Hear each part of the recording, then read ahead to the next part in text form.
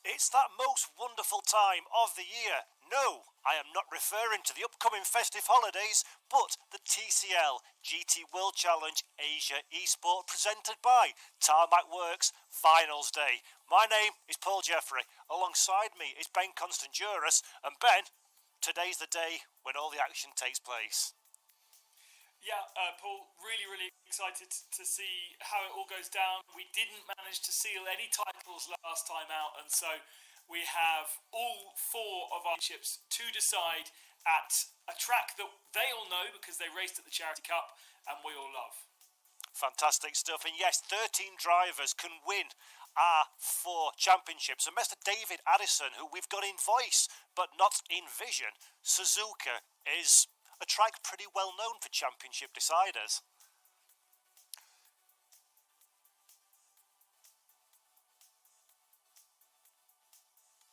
We don't seem to actually have David on Vocomms at the moment, but we'll come back to him surely. But Ben, back to the Suzuka circuit for a moment if I can. It's an incredible driver's challenge, but very difficult to overtake, and that's going to be an added element of jeopardy for our drivers, I think. Yeah, absolutely. It really is a driver's circuit.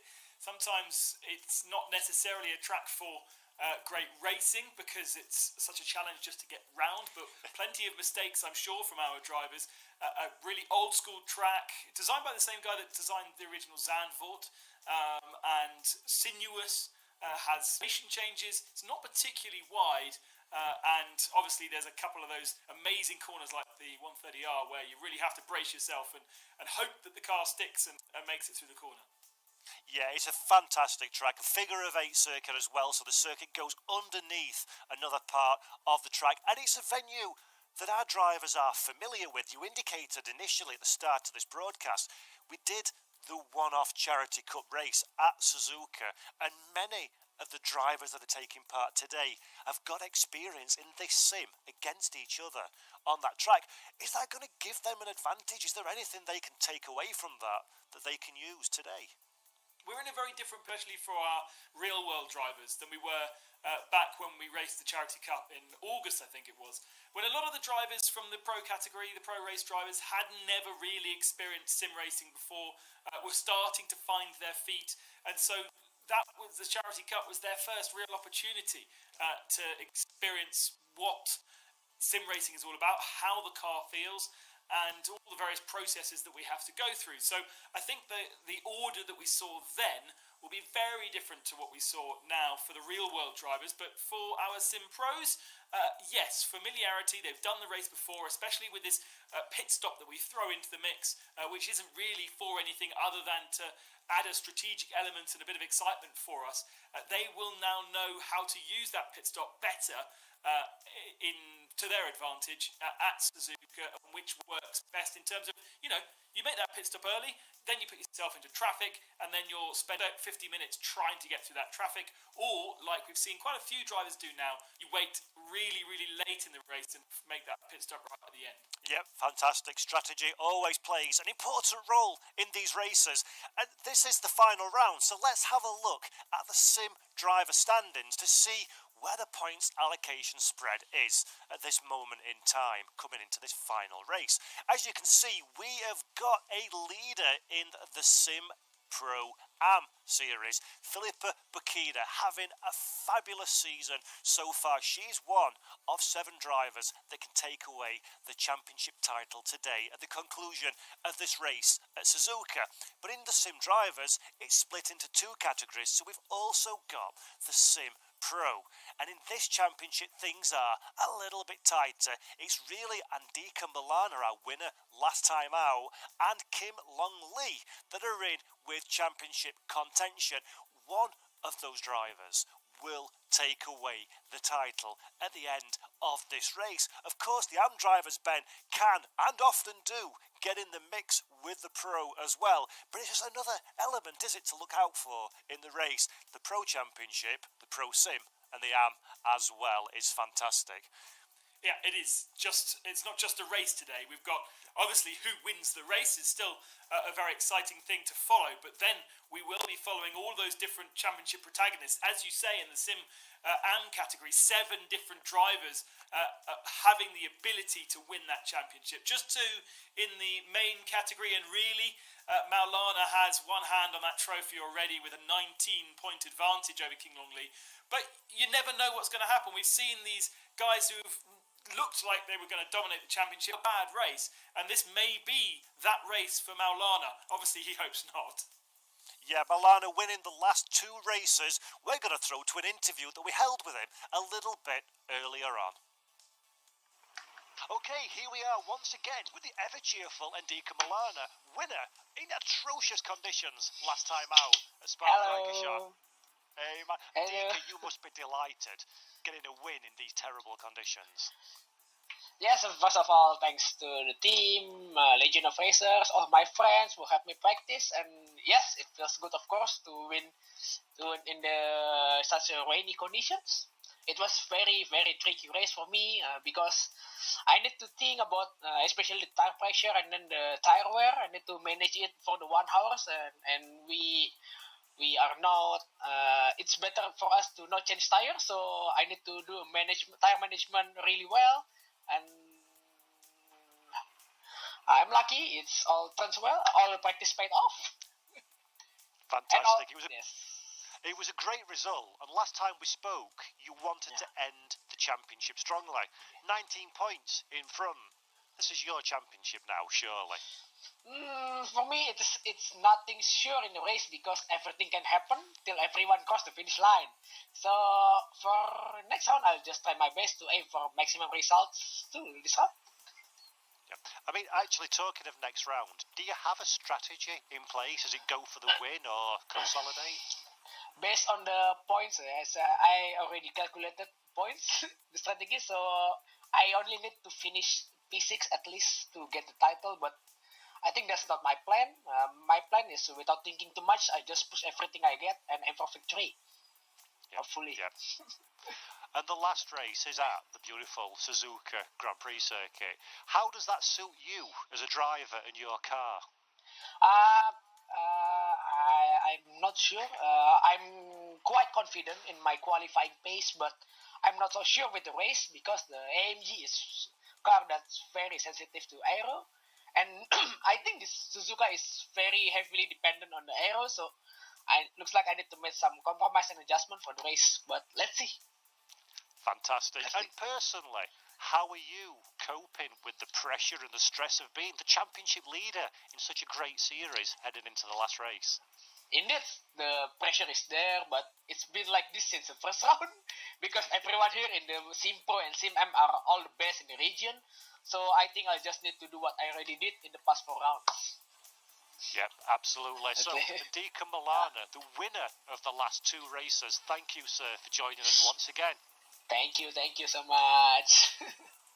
Brilliant. Great to speak to you. That's been Ndika Milana, and now we'll go back to the studio. Ta-da!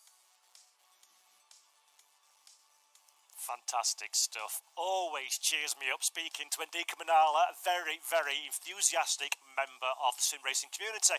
David Addison, you've seen 1 or 2 championship deciders in your time. Ndika's already indicated he needs a top 6. Is that a dangerous tactic to try and aim for a result, or is it just go hell for leather? It's a tough one, isn't it? Because on the one hand, he needs to keep out of trouble. He needs to bank the points. Some of the answer depends on what you do in qualifying. And what he's done is get himself onto the front row of the grid. So therefore, he's ahead of his main championship rival, Kinlong Lee. And he's also got the potential of making a good enough start to get him ahead of any problems. The worst thing really is to be in the traffic with cars all around you because you can't drive your race. You're totally at the mercy of what everybody else is up to.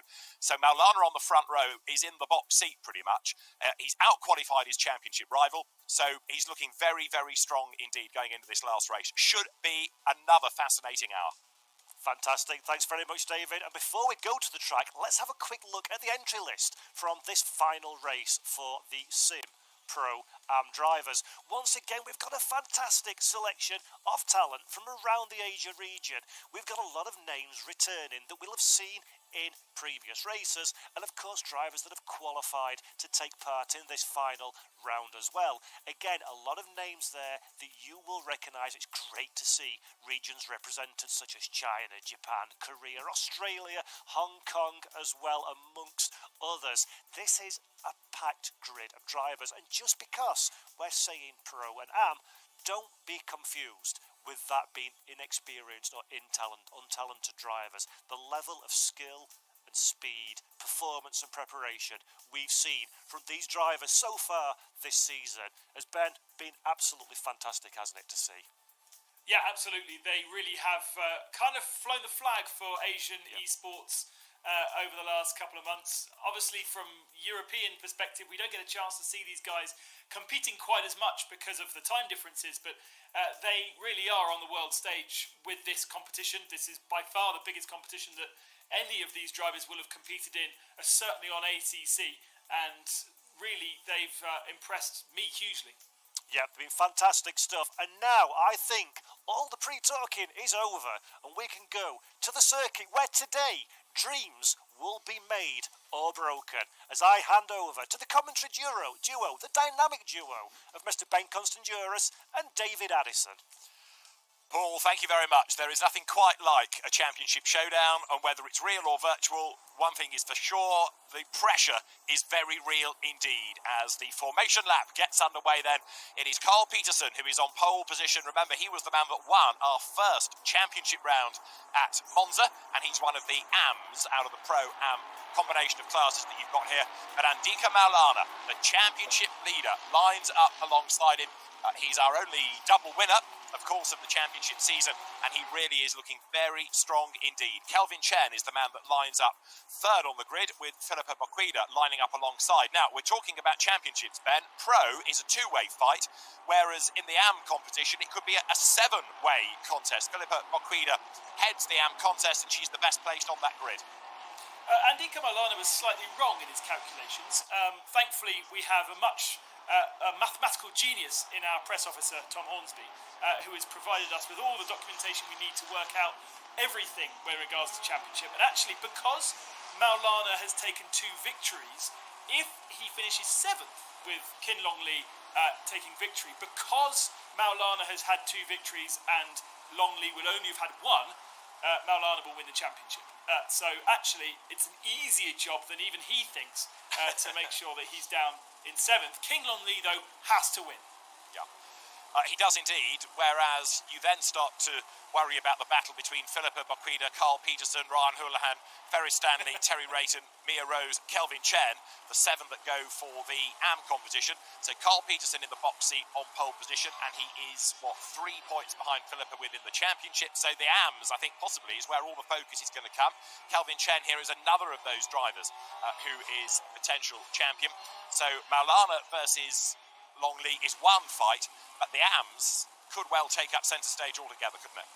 Yeah, and let's explain a little bit about how those drivers have taken part. So the pros were invited by our organisers, but the AMs had to qualify through a hot lap competition to get through. Now, the pros took certain vehicles away, so then that left the rest for the AMs. We've got, I think, basically 2 cars available from each brand, so that we get a nice brand spread across the whole of the race.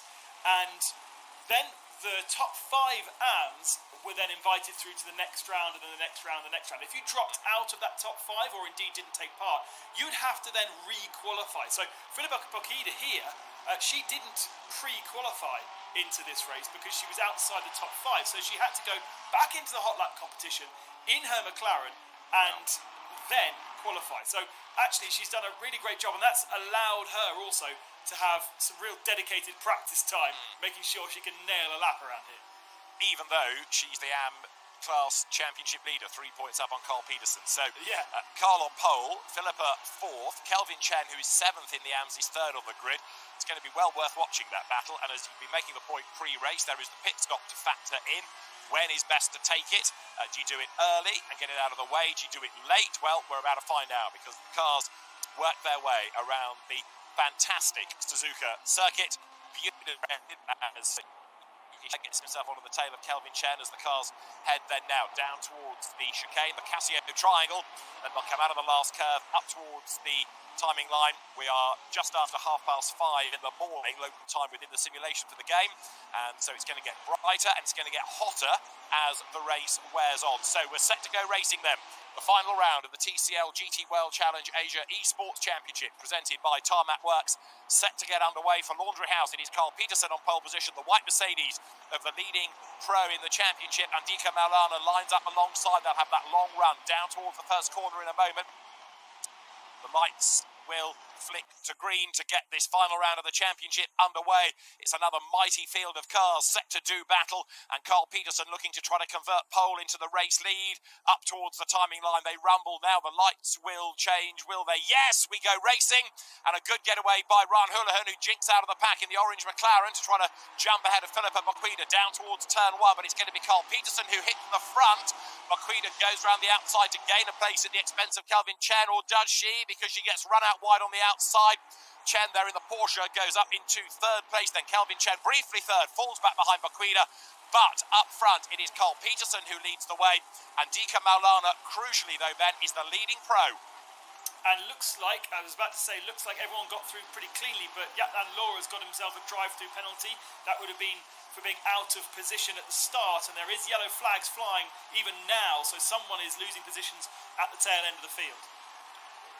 So the cars power their way through the opening lap at Suzuka. Andrew Lawrenson is quite a long way back, but he's trying to gain places as the field then threads its way for the first time down towards us with Maulana coming under attack. Now, if he's savvy about this, as we've been saying pre-race, he will drive his own race and just try to win the class. As long as he's ahead of Kim Longley, that is absolutely fine, but he would dearly love to win this race from the front. He's all over the back of Carl Peterson's similar Mercedes, and Philippa Boquida in 3rd place now, getting away a little bit from Kelvin Chen as they drop downhill for the first time. Making the run now then up towards the hairpin, and a big lose. That was the leader, Carl Peterson, getting it wrong at the head of the pack. So Carl Peterson, yes, he's off the road in the background. He did lead, and he's chucked it away on the opening lap, Ben. Oh, and that would be just cold tyres, just not getting enough temperature into them. As you say, 5:40 in the morning, so they're not being as warm as usual, and that even with the rolling up lap, they just didn't have the grip, and that is a disaster for Peterson from pole to the tail end. Well, if there's one consolation, it's that it's been done early, so he's got an hour to fight back just under. I wonder whether he'll come into the pit lane also and get that done now, and then he's got all of the strife out of the way. No, he's having another spin, a big slide there. It goes left, it goes right, it goes almost all the way around, but he ends up sitting in the middle of the road. and eventually he bails for the pit lane, and is that retirement for him? So Carl Peterson, wow, high drama on the first lap, all the hard work of pole position, and that was down to the driver, wasn't it? It was, absolutely. Maybe had his traction control turned off a little bit too much and just simply lost the rear end of the car, and I think out of frustration probably lost it a second time. But that does really... Well, we've seen people recover, but I think at this late stage in the championship, in this kind of class of field, it'd be very hard to do so.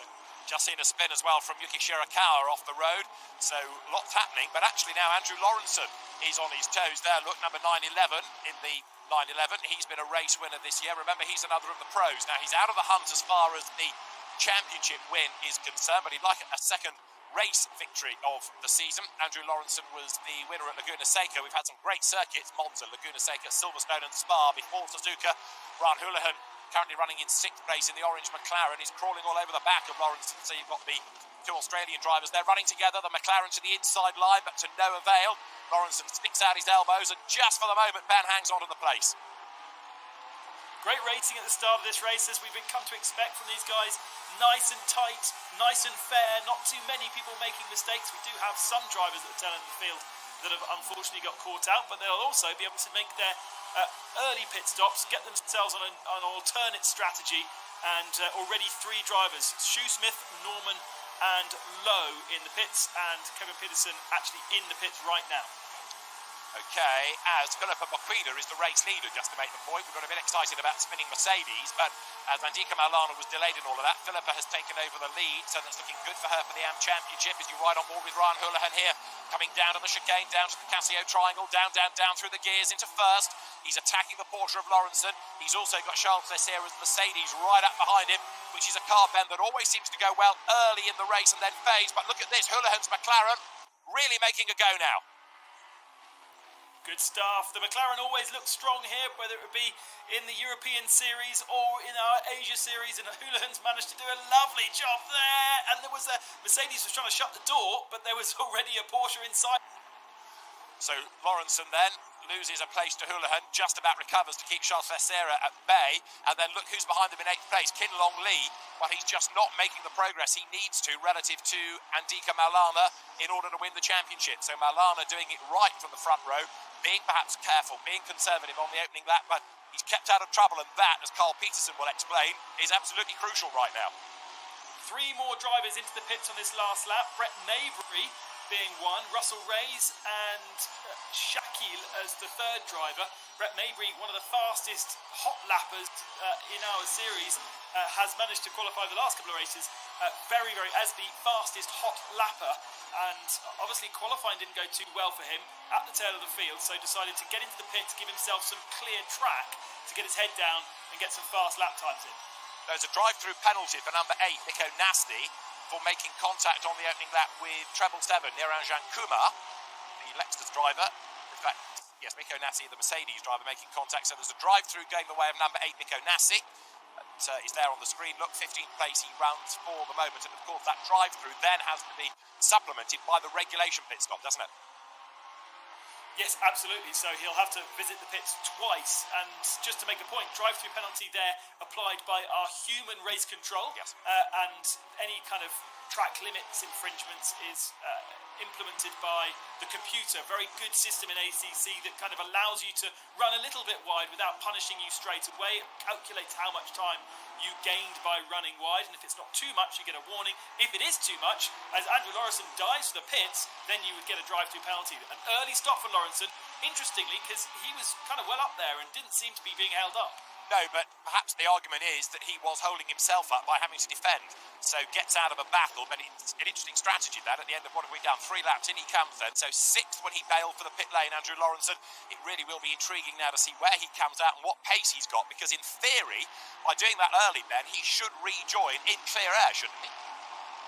In theory, he should be the leading car that's pitted and therefore, yes, have clear air. Yeah. If anybody's managed to get in a couple of fast laps, then we might see what would be the undercut, I suppose, on him because he was squabbling. So let's see. He comes out the pits right this second, and there doesn't seem to be anybody in front of him that has pitted. As you can see on the timing screen, 22nd right now. Maulana with a drive-through. Absolutely right. I was about to say it. Andika Maulana, a drive-through penalty. So, second in the race. There he is, the championship leader. And that is for causing a collision with Carl Peterson. It's another penalty applied by race control. So Peterson was off the road, but it wasn't a spin on cold tyres as we feared. There was an assist, says the race director, and a drive-through. Andika Maulana is the culprit of Carl Peterson's demise. So if we were being unfair to Carl for going off on cold tyres, apologies. Andika Maulana has a case to answer. Yeah, and that puts King Lon Lee kind of in the box seat, but sitting in 7th position. He's got some serious work to do. Maulana might go into the pits, he might fall to the tail end of the field, but King Lon Lee still needs to take victory. He's 7th in the race, but of course that would be 3rd in class, which would then become 2nd in class. But even if he's 2nd, he still would need, I reckon, Maulana to be outside that top 10 looking at points. So it's still advantage Maulana unless he bins it completely in the stress. Let's see. He's not yet served that penalty, has he? He's not yet come in, but the Mercedes from the Waco's Flip Table Racing squad, one of the best names that, of Kin Long Lee, goes over the line. So 7th in the race, but again, if it's a white background to the number on that graphic, it's a pro. If it's a red background, it's an am, and you get points in your class. So it's not as bad as first feared for Kin Long Lee. Yeah, good point. Charles Thethera is basically his target then. He sits 2nd, which would give him 76 points. And already Maulana on 77 if he doesn't score any today, which means Maulana would still be the champion by 1 point. So King Lon Lee has to pass Charles Thethera ahead of him. Interestingly, when we went on board with Thethera, he's on map 2. We've seen this all season. The Mercedes is thirsty, so they have to run at a slightly less optimum map so that they can get to the end of the race without needing to take fuel in the pit stop, which would be ultimately a longer and more punishing thing to do. So they turn the engine down so it doesn't quite use much fuel. It delivers the power in a slightly different way as well, and that should allow them to get to the end of the race. But that is a concern for all of our Mercedes drivers. Yuki Shirakawa, who's had his own spin, is also now being warned, causing a collision with Ryan Houlihan. Right now, Ferry Stanley, who had such a good run last time out at Spa, hustles on in pursuit of the number 94 Mercedes, the car of Zhang Yin. And this is Ferry Stanley's view. He's another of the Laundry House contingent. And the dual livery then, the Laundry House Miami Blue plus Ferrari Red, and it works well on that car as Filippo Boquida up front leads the way despite the penalised Maulana bringing down that gap. It's just so impressive from Filippa that, as I said at the start of the show, she did not qualify into this race because she was outside the top 5 in our previous event, so had to go through hot lap qualifying, had to use the car in which she already raced, so she had to be in that McLaren. So many limitations as Maulana comes into the pits. This looks to be his drive-through penalty, and then he will do another pit stop later on to complete his obligatory penalty. But yeah, so impressive from Boquida to get herself through in a very, very competitive hot lap situation, and now be at the head of the field. And look at those, all of the AMs, top 4 is all AMs now. It's fascinating, isn't it, to see how the AMs go, but also to understand the differentiation between them, because they're all sim racing experts. As you see, even the AMs are very, very good indeed. Right, back on track then is Andika Maulana. We need to see where that puts him relative to Andrew Lawrenson, bearing in mind that Maulana has got to do it all over again. So that was the drive of shame, if you like, down the pit lane for the penalty. Then he will have to serve the obligatory stop. We've had Shirakawa just make his pit stop. Brett Maybury, I think Ben said, had pitted very early on in the race. So green on that graphic means they've made the pit stop. Oquida now leads from Kelvin Chen, and they are both AMs. They're both fighting for the championship. There's almost 2.5 seconds between them, whereas this little battle pack lower down the order is the 6th place. Kin Long Lee coming under real pressure now from Mohammed Ali. First time out in that Legion of Racers Aston Martin, and Alif is doing a very impressive job, isn't he? Yeah, very, very strong sim racer across all the different platforms in Asia. Races on iRacing and I think Race Room as well. He's quite a good driver, but nice to have him with us. And as you say, P7 doing a really, really solid job. Now, I was looking at the tail end of the field because Shirakawa had come out in between Lawrenson and Maybury. but maybe has had an issue because the graphic is now showing Shirakawa outside that top 23. Yeah, 7 seconds. He's lost time on that last lap, so something's happened. But he came out within 3 seconds of Lawrenson. Brett Mabry's 5.3 back, and that's kind of our other battle at the moment for those that have pitted. Okay, there you've got Bank Tanatit with the Lamborghini coming up over the timing line. So Tanatit currently in 12th place. His next target being Sonof Honorina Raleigh with the Audi. Nose to tail they run as lower down the order there. Look, there are more squabbles going on. In 23rd place is Masatoshi Kaneko, another of the newcomers, if you like, through the hot lap. So he's done a good job to get into the race, and he's coming under attack from Jeffrey Conn with the Bentley, and he too is in his first outing.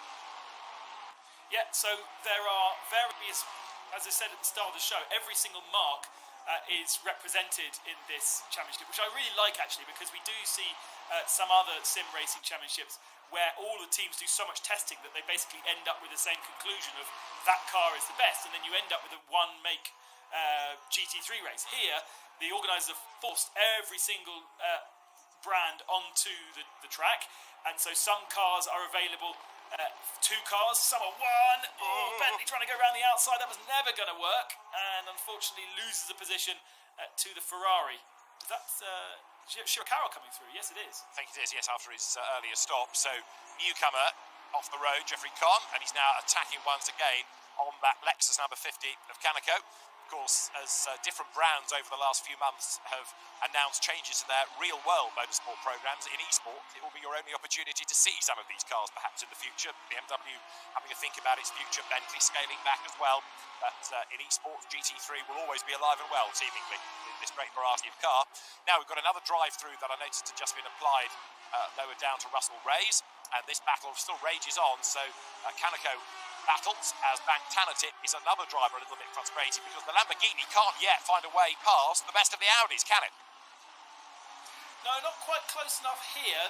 Sometimes that chicane is an overtaking opportunity, but it's incredibly narrow. Once you're sitting inside one of these cars, I don't know what it's like in real life, but certainly on the sim, when you get to that chicane, you suddenly think, how am I supposed to be able to get this car through here? It just narrows up.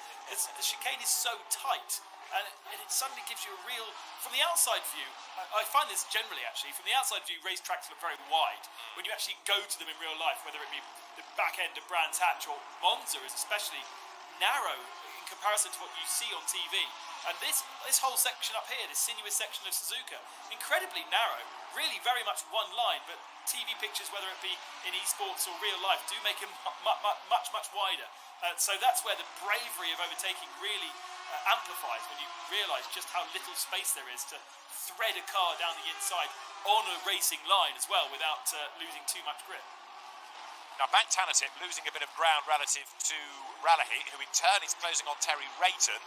There you've got Ferry Stanley there in the Ferrari going through. Now, he's getting himself onto the tail of Zheng Yin's Mercedes. That gap coming down, the lead gap, mind you, is going up, isn't it? Philippa Baquida is now 2.5 seconds to the good relative to Kelvin Chen, although our internet connection is not looking fantastic relative to Chen, so let's hope that's not going to be an issue. And in the Coupe des Dames, they're 1 and 3, aren't they? Philippa Baquida leads, and Mia Rose is third. Yeah, absolutely fantastic to see. Mia, unfortunately, missing around, and therefore she's an outside bet for the championship, having taken victory 2 rounds ago. I think she took the victory and then she missed the next round. Philippa Baquida we've seen throughout, and therefore she has the advantage, especially now that Carl Peterson had that spin and has dropped to the tail end of the field. Her next closest rival is Ryan Houlihan, and he is 4th, but whilst Baquida leads, nobody can touch her. No, that's right. It's advantage Philippa, absolutely. And the advantage that she's got over Kelvin Chen, who is the real outsider, 7th in AMS. That's now up to, 2.9 seconds. Mia Rose there goes through, but that's the race leader then. So Philippa Baquida, at the end of the first quarter of the race, looking very strong indeed up front. And we did see this at Silverstone as well. I know there was contact in the end, and that usurped her from the race lead, but Philippa looked very accomplished up front at Silverstone in round 3 as well. Yeah, absolutely. McLaren, I think, is really suitable for Silverstone. We always see it going very well there. So it's a car that suits that track. And really, the cars that suit the tracks in the real world should replicate here in ACC. There's so much data that passes both on tyres, but also from all the different manufacturers to the guys that model the game, Kunos, who've created this game. They really have an attention to detail. This is, I say game, this is not a game, and that's not the way to do it. It's just about kept the Ferrari pace point in the wrong direction. But the way that the data flows from all these different manufacturers to Kunos to create a simulation, it's ACC, and Kunos is called Kunos Simulation rather than gaming or whatever. This is supposed to be exactly as it is in real life, and for me, I think it is the closest game to real life, the closest platform to real life as you can get. And it's interesting to note that also with the new download that came in on the 18th of November that kind of updated to the 2020 season, we added a couple of extra cars.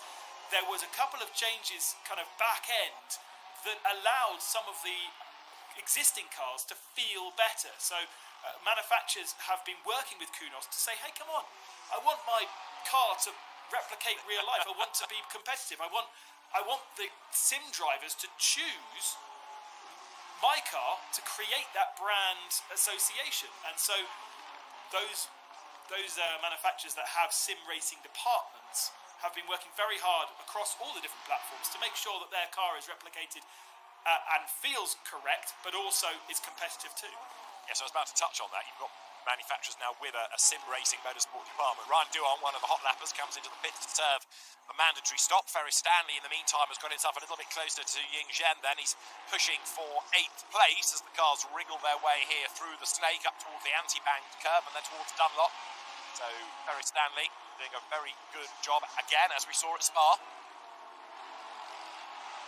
Philippa Maqueda, 2.9 seconds to the good right now, with Mia Rose in 3rd place. Ryan Houlihan is the one that's kind of needing to get on with the job here because he's in that leading group but not close enough, and he needs to be gaining places and gaining points to try to strike if anything happens to Philippa Maqueda.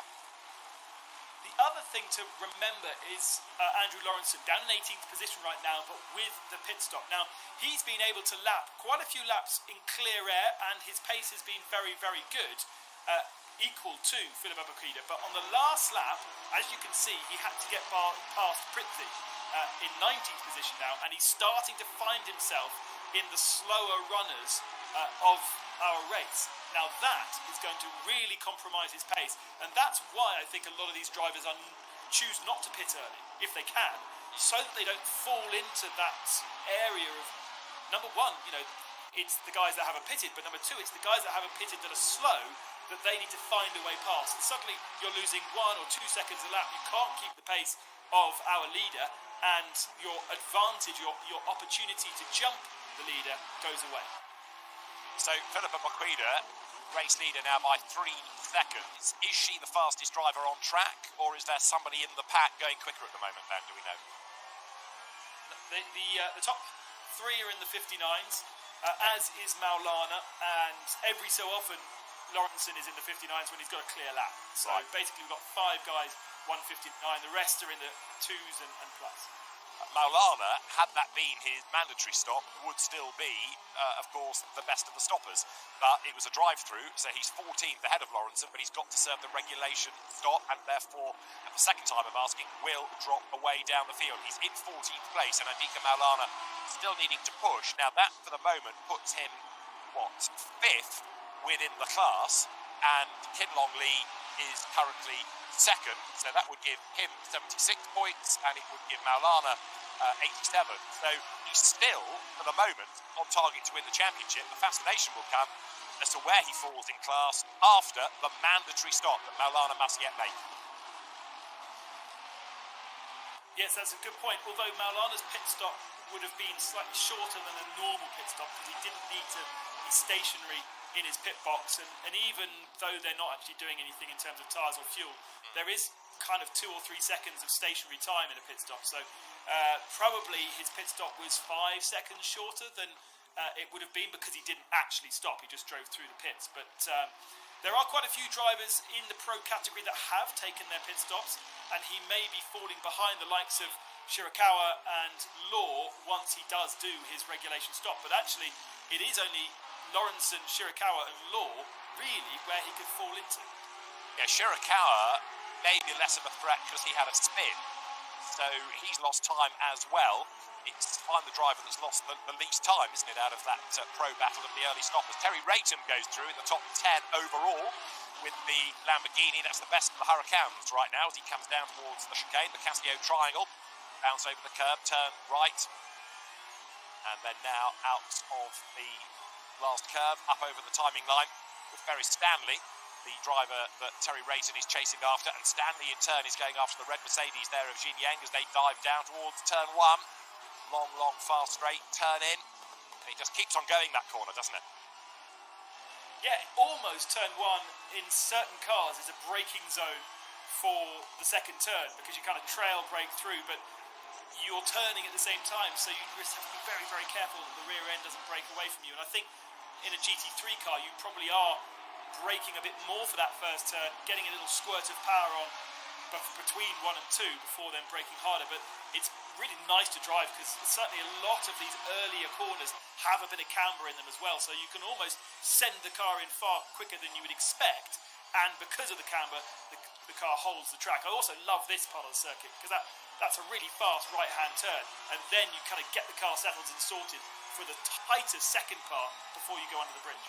You see there what you were talking about earlier on, the track looking narrow as you go between the barriers on either side, and out wide there goes Zheng Yin, so that's going to give Ferry Stanley a chance to challenge. He almost got up alongside, but the Grunt and Go Mercedes had the drive out of the corner, didn't it? So look back now, you're riding on board the 8th place Mercedes, and Ferry Stanley is closed, but again not able to make a move. Really frustrated here that he's stuck behind that Mercedes for lap after lap. Yeah, and this is what I said at the start of the show. It's a great driver's circuit, but it's not an easy place to overtake unless you have a really good pace advantage. And you can tell that Ferry Stanley does. He's managing to carry speed into the corners in the way that Mercedes can't. Remember also, the Mercedes is probably not running on full fuel mixture, whereas the Ferrari certainly is. So he'll even have a bit more punch out of the corners and maybe a bit more straight line speed at the end of the straights, but just not quite close enough. And this is where if I was Stanley, I'd be diving into the pits, clearing the traffic, and knowing that I could probably go faster than they are at the moment. They're doing 2:01s right now. And of course, as we are now looking at the track temperature going up, the ambient going up as well, and that perhaps having a different effect on the performance of some of the cars. But Ferry Stanley still stuck there for the moment behind that Mercedes. What it certainly will do is have an effect on the tyres, because the track was very, very cold when we started the race, and now with the temperature going into the tarmac, and that will be transferred to the tyres, there is always a little bit of preservation of your tyres in these races. Generally, Pirelli should be able to do more than an hour, but because of the conditions that we're throwing at it and the way that these drivers are attacking and setting up the cars, they'll set the cars up so that they use the tyres for an hour. They might be able to set the cars up to make the tyres last longer, but because the race is only an hour, they'll try and use as much as possible.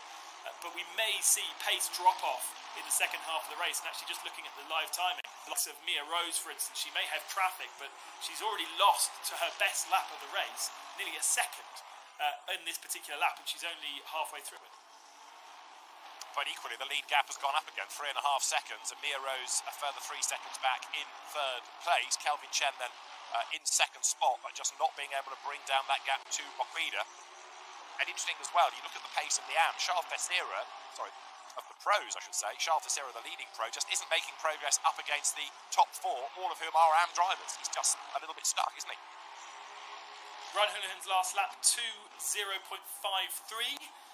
Whereas Moquida, Chen and Mia Rose all in the 2:0.1s. So, yeah, losing a couple of tenths a lap. And actually, even his fastest lap, Houlihan's fastest lap, nowhere near the pace of the top 3. And then for Becerra, about half a second back from that. So, definitely a pace disadvantage there from Becerra.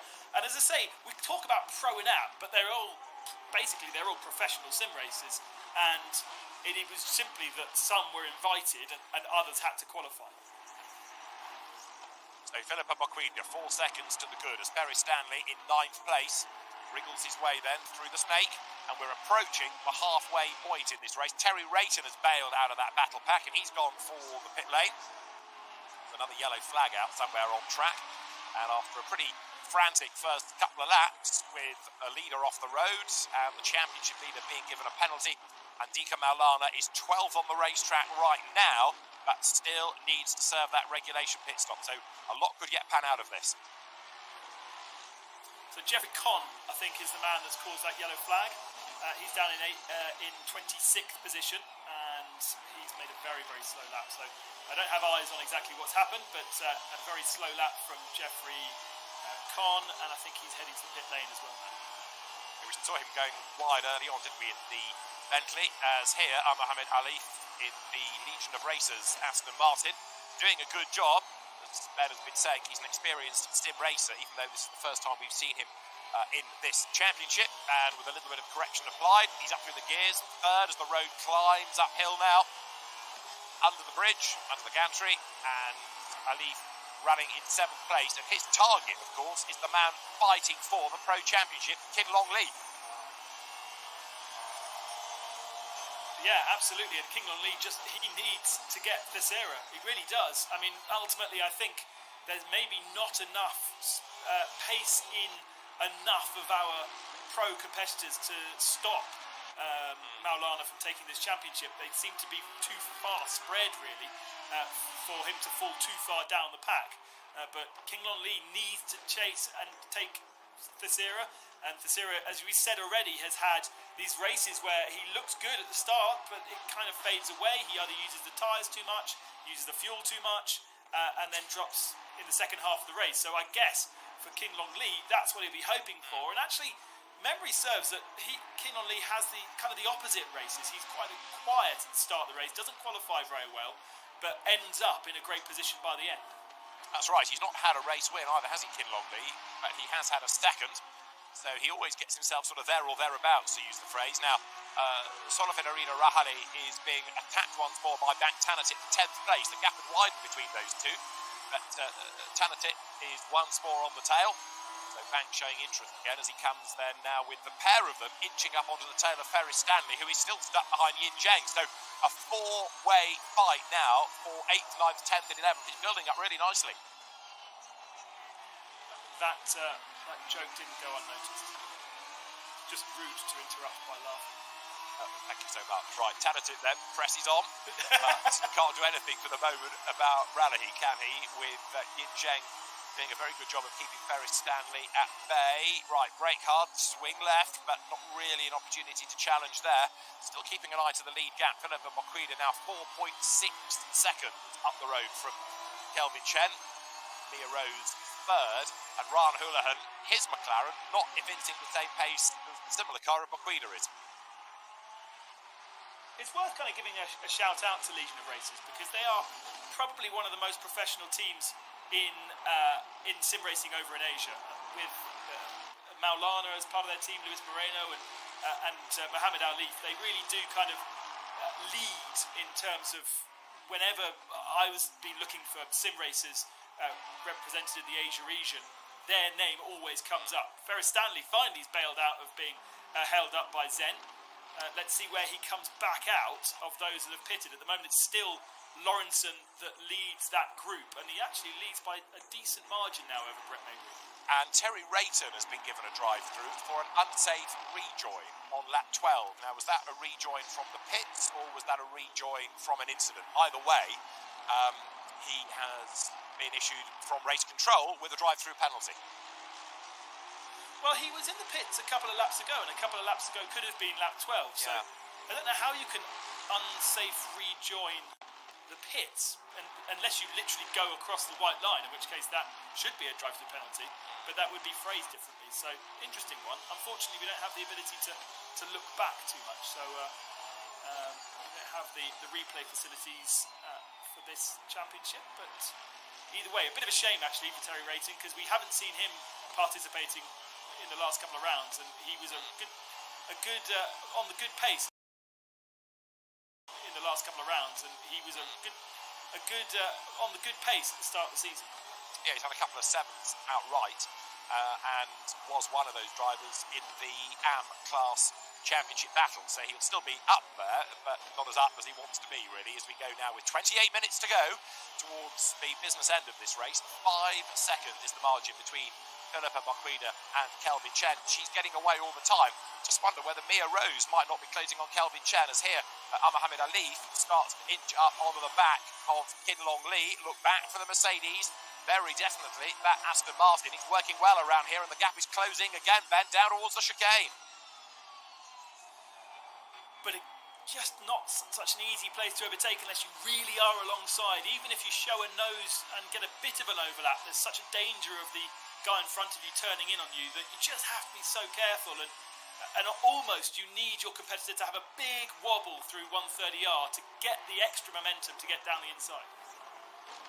So there is Kin Long Lee, who turns through, looking pretty good up front right now, in this contest at least. But while he's having to defend, of course, so his lap times aren't going to be all that strong, and that means in turn that he's losing ground relative to Andika Maulana, who has still yet to serve the regulation stop.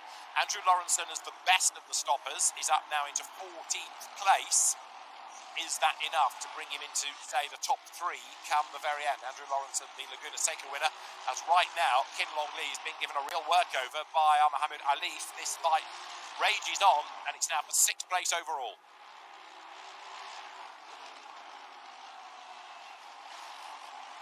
So Lawrenson's still holding on, and actually, as I say, that gap to the best of the pit stoppers has extended. But interestingly, at the moment, we're seeing Bangtanatip come out ahead of him. Now, that might just be that the timing screen hasn't yet caught up, as we've got Andy Nang side by side for 12th position. And it's just up ahead where the Lamborghini may have come out ahead of them. So that would be very interesting if that is the case.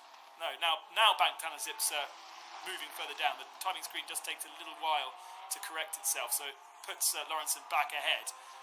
But he has a good advantage over Ferrastani, and that was actually Lawrenson getting past now.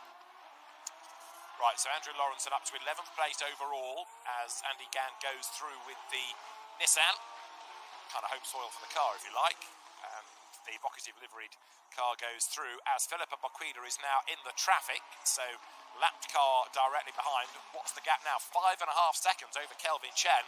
25 minutes to go. This is looking very, very promising indeed. What better way to win a championship than to win the race outright? Proper dominating performance as well.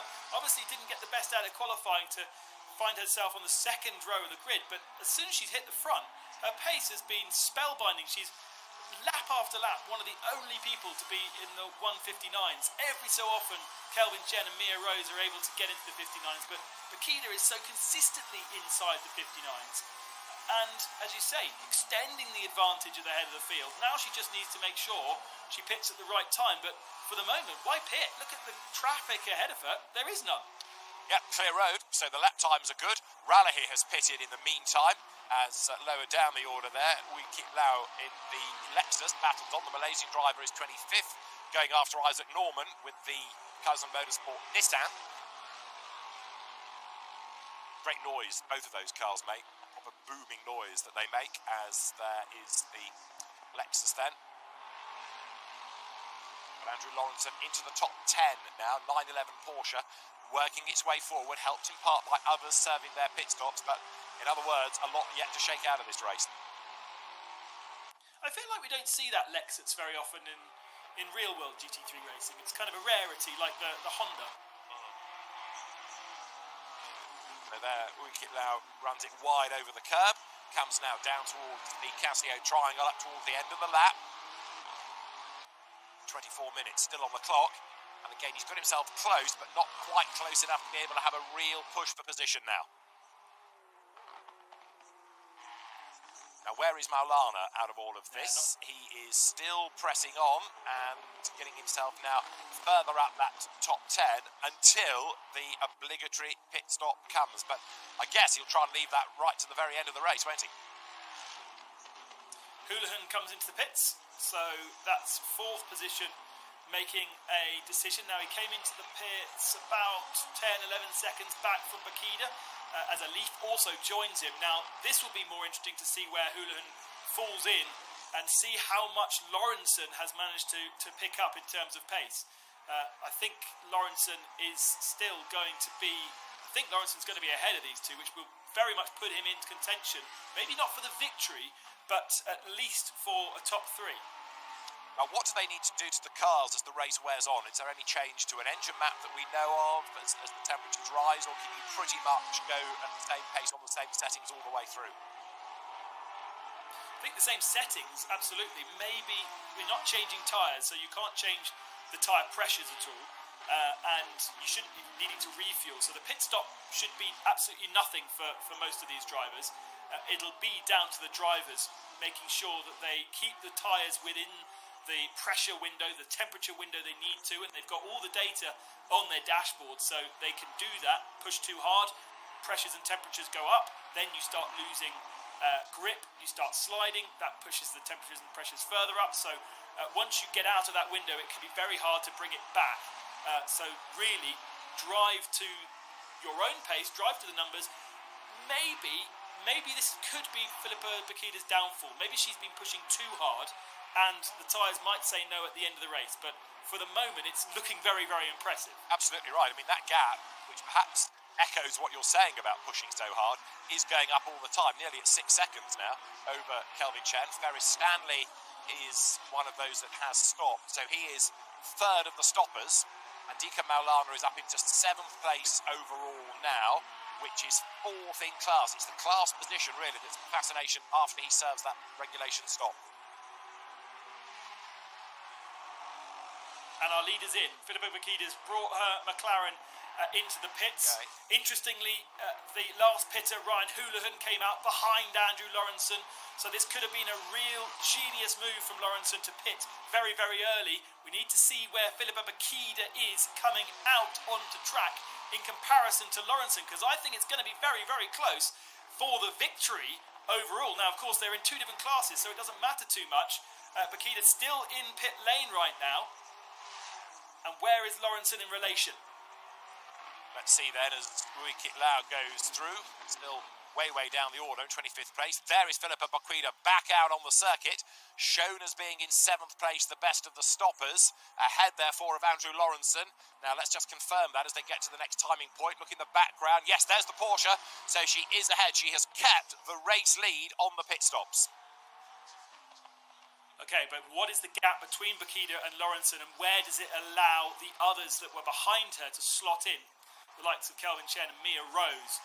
That will be very, very interesting at the next split point. Will be around here as she comes round past the shorten loop and over the split. We wait for Lawrenson's time and the gap to appear on our timing screen on the left. It's 7.3 seconds. So I think Kelvin Chen and Mia Rose could come into the pits and get ahead of Lawrenson, but Lawrenson would be 4th.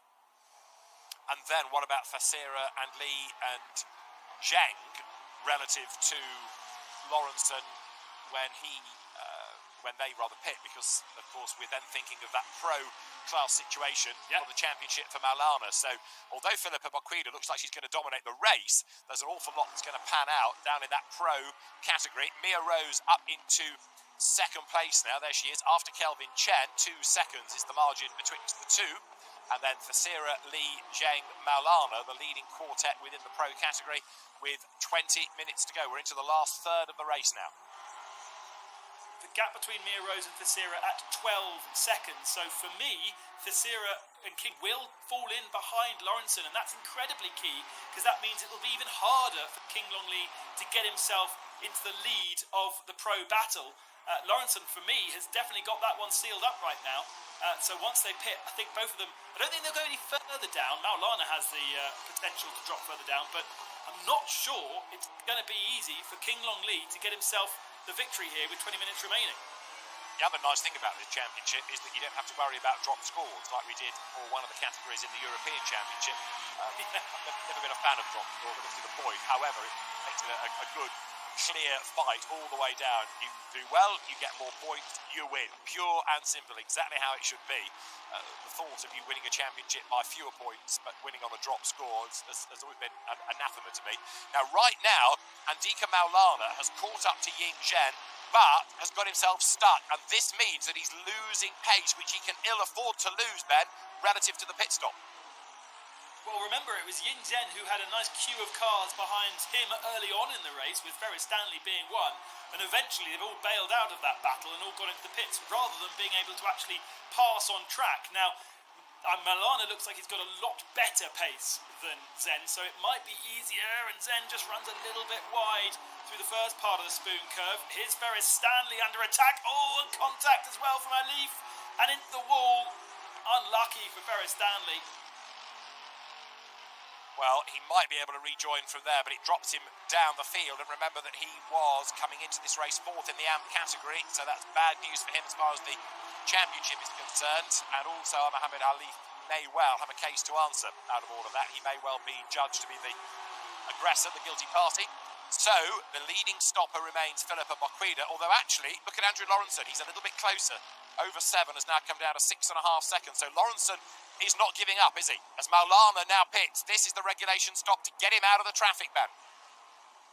Yep, sensible thinking from Maulana.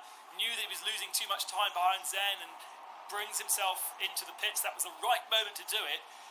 How many cars is he going to drop back? Remember, we're not really concerned about the guys with the red numbers. It's only the white numbers as to how far he will fall behind. And I think he may fall behind 3 of them. He might be in the kind of the likes of Bank Tanatip. But in terms of the points for King Long Leaf, I think he would still, Maulana, be within enough points to take the championship, even if it's going to be a difficult one to take victory on. Okay, there he is. He rejoins. Maulana back out, so he will fall in ahead of Alif. That puts him into, what's that going to be, 10th place overall now. And Andy Gann, ahead of him, has yet to stop. He's going to gain another place anyway, Andy Gann being a driver within the pro category. So right now, that's going to put Maulana 3, 4, 5, 6. He's going to gain a place back. So that's going to put him 5th in class for 87 points, and Kin Long Lee 2nd for 76. Maulana has still done this. Yeah, absolutely. And I think by doing this little stop and crucially getting ahead of Alif, he's going to be able to get enough pace in to jump Zhen when Zhen comes into the pits. So he'll jump another position thanks to that. Probably not able to get ahead of the 2 leading Mercedes in the pro category, Kin Long Lee and Thesira. Interestingly though, Kin Long Lee just doesn't have the pace of Thesira. He hasn't been able to even really keep up with Thesira. Whether that's down to what fuel map they're using, and maybe King Long Lee is being a bit kinder on his tyres, and this is the moment where we'll start to see that with 15 minutes remaining. But for a man that's been battling in the championship, and of course he hasn't actually taken a victory in the championship, 2 second positions, it's not a completely dominant performance. As we go back on board with Maulana, just take a look at that small number 2 beside the gear changes. That means that he is still in map 2 and unable to use all the power of that Mercedes to keep enough fuel to the end of the race. So this is on board with Maulana down towards the chicane. You see him going down through the gears. He turns right, rattles over the curb, swings left, now back onto the power. So pit serve, penalty stop, and of course the regulation stop. Now the good news is he can run to the end of the race. The target for him on the racetrack is Ryan Houlihan, who he can just about see in the distance. He's 3 seconds back, and he's got 3 of his class rivals all needing yet to make a stop. He might even be able to jump all 3 of them, given his natural pace. Let's find out then, because right now Charles Thesira, who's flattered to deceive really all season, hangs on to the class lead. But the best that Charles Thesira has had all season is a 7th place overall. Kin Long Lee, well, he's also been a driver yet to score a win, but has been a consistent racer, if nothing else. And right now Andy Gann comes under attack from Bank Tanatip. Pace at the front is not particularly good right now. Kelvin Chen and Mia Rose are not really lapping that fast, probably because they've got traffic, but that is going to give more good news for Philippa Boquida, who at the moment is 6th, but she's the best of the stoppers and has a 6.2 second advantage over Lawrenson. So now into the pits. Was that Alif coming into the pits? No, he's already that was Kelvin Chen. So... That was Chen. Ah, yes, of course.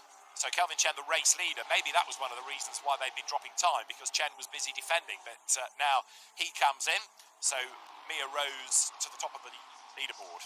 and she now is the race leader until she serves her regulation stop. Now she is 9:09. Mia Rose then goes through the snake up towards the so-called anti-banked curve and treats this like a qualifying session now, with clear road ahead, trying to push and gain a place maybe when she serves the stop. Andrew Lawrenston, in the meantime, is in 7th place overall, the second of the stoppers, and although he's got the gap down a little against Philippa Boquida, we're talking hundreds and at best tenths, aren't we, rather than anything significant.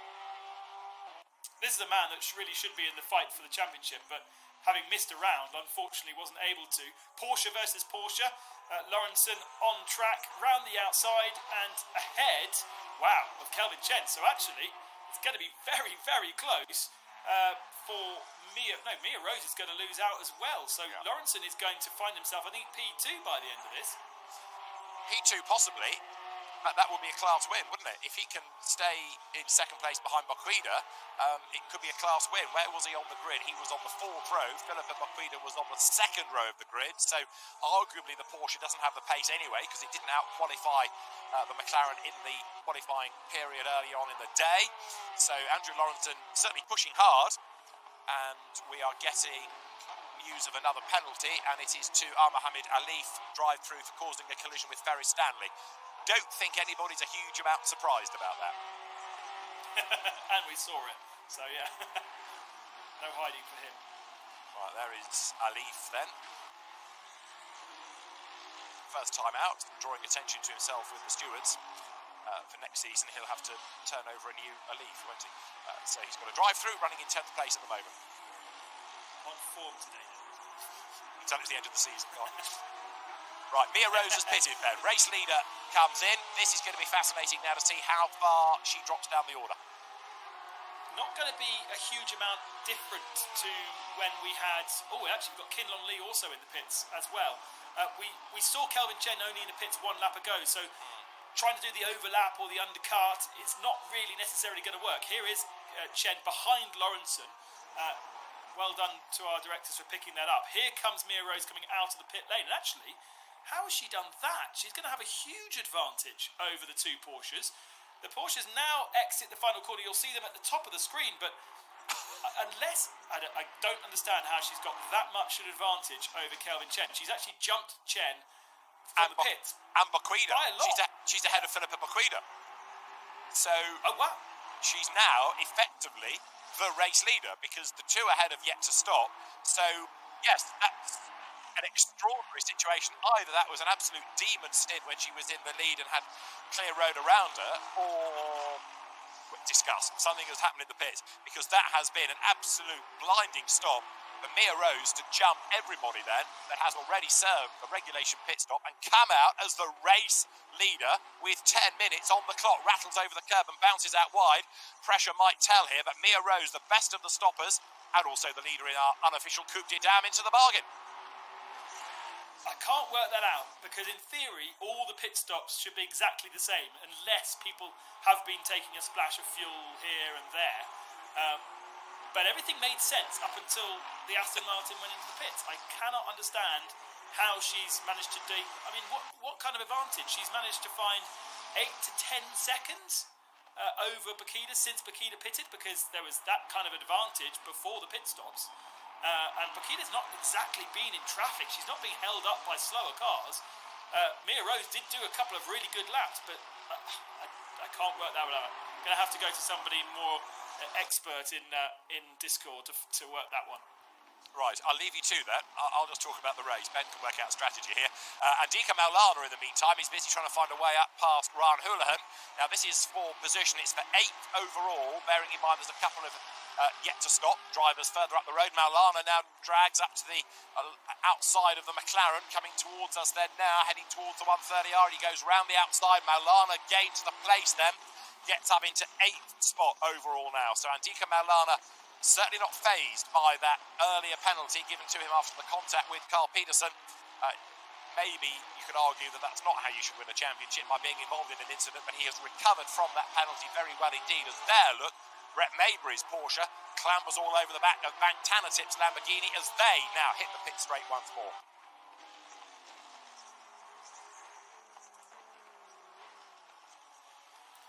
So we just got Thesira to come into the pits then. I suppose that gives Kinlong Lee the opportunity to jump him, as they're now on different parts of the track. But in terms of the championship, Kinlong Lee still is one car, as in Lawrenson, away from taking the victory, and Maulana is only 1.2 seconds behind him. So really, it's still advantage Maulana by a long shot. Can I ask you another question about the simulation within the game itself? We started at about 5:37 a.m. and we're now at 7:22, so you don't presumably therefore have to simulate real time, minute by minute. You can fast forward the clock a little bit for different conditions. Absolutely, so you can choose real time, as we have done for most of the season, but the opportunity, we thought, we were trying to have a dark start going in through the sunrise into the morning, and to do that you can select times 2 or times 4 real time, and so that's why the clock is a bit faster than us. We haven't just lost an hour of our lives somehow. Right, I was getting concerned about my watch, that's all. Right, so that explains it. We've got 7 minutes, a real 7 minutes on the race to go, as Mokwida and Lawrenson are separated by 7 seconds again. There is the recovering Ferry Stanley down in 15th after that contact with Alif, who has yet to serve the drive-through penalty. So good squabbles rage on all the way down the field, although Alif, you've got to say, is being a little bit reluctant to serve this drive-through right now. 7 minutes are on the clock, and Mia Rose effectively the race leader, but we need to see those other 2 Mercedes where they're going to end up once they have served the stop. Another one that's yet to serve that drive-through is Ralahi. That's been on the screen for quite a long time. Not sure in the regulations whether they have to do it within 3 laps, but Alif now comes into the pits. Generally in real world motorsport you do, but obviously in the world of sim racing we can do whatever we like. We are not constrained by anything, so some rules can be a bit different. It's kind of what I love about sim racing, is the opportunity to innovate and play with something different, like this opportunity to have a pit stop without actually needing to change anything. You wouldn't really do that in real life, but in the sim world it just has really spiced up these hour races and given us an extra thing to think about and talk about. It takes me back to 1980s club racing, where you get out the car, run round and get back in the game in some of the mini enduros. Now, Andika Maulana here has caught his championship rival. So, not only is Maulana looking to win the title, he wants to secure it by getting ahead of Kinlong Lee. There was a 10th between them at the last timing point. Maulana now comes up to the outside, and he is right on the tail of Kinlong Lee. They are fighting here for 4th and 5th in class. Maulana is on target to win the championship, but he wants to make sure that he is as high up the order as he can possibly be, and to do that he wants to get past Kinlong Lee, who will go through the championship winless. Now Ralahi, who has yet to serve his drive-through, has been given a stop go of 30 seconds. There you've got the Mercedes going through. Yeah, so he did go into the pits and serve his drive-through, and I think that stop-go is for him speeding in the pit lane. Unfortunately, he's just collecting and collecting and collecting. Now, Maulana needs to be incredibly careful here and make sure this is a clean pass, because it would be very, very easy to attract the attention of the race stewards and get himself another penalty, and then that would be more of an issue for him. It would still require Kinlong Lee to find something like 10 seconds to get back onto the tail of Lawrenson, which I don't think he can do. But look at Maulana now into map 1, so he's saved enough fuel and he's now properly in attack mode, but he has to make sure this pass is a clean one. And he's got 4 3/4 minutes in which to do it. He doesn't need to do it. There's an element here of Maulana needing to pick his battles, but the racer in him, double winner this year, the only driver to win twice within Pro, wants to find a way by. In the AM competition, we've had a different winner every time out. That's set to change here, because Mia Rose leads Philip and Mokwida. Both have been winners. Kelvin Chen third has yet to be an AM winner. But as far as Pro is concerned, you've got Charles Thesira leading the race outright, but yet to stop. And he's running out of time with only 4 minutes on the clock, and Maulana now is all over Kinlong Lee like a rash. I think he should be more sensible.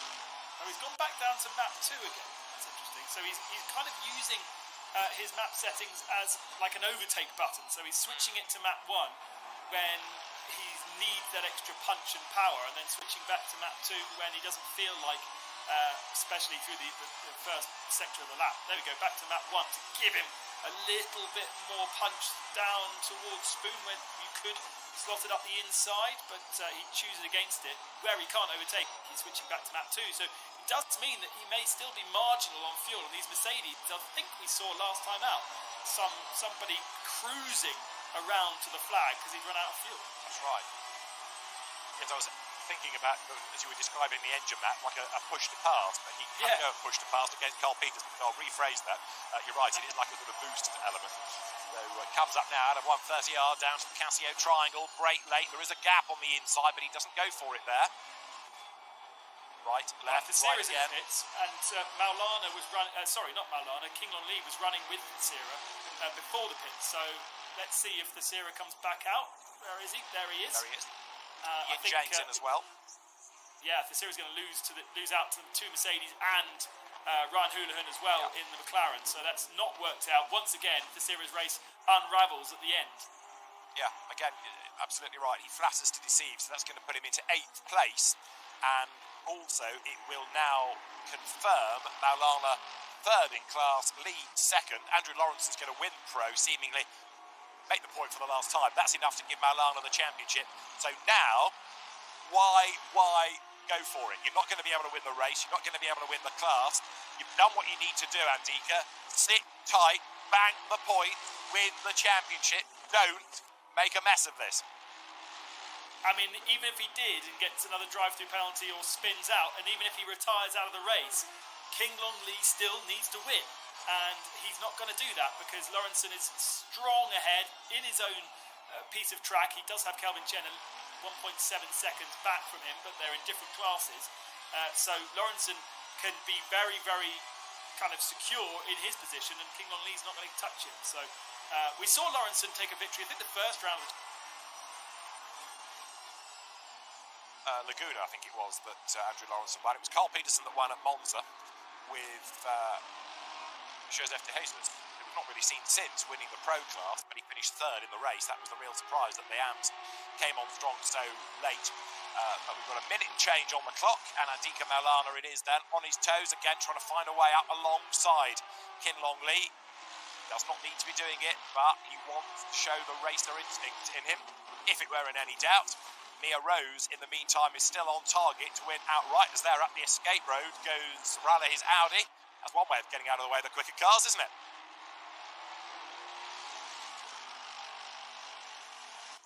On to the last lap then now for this battle in Pro, and it means that Mia Rose is already around the last lap, and not only has she got ahead on the pit stop to Philippa Boquida, but has maintained that gap, 2.4 seconds. Last lap of the race then, and we now need to start looking at how this is going to affect things within the championship. Mia Rose for a win in the class, Philippa Boquida 2nd, is enough to give Philippa Boquida the AM championship, and Andika Maulana on target for the Pro championship. There is Mia Rose, but a really impressive job done, and so much of the win here was down to the pit stop.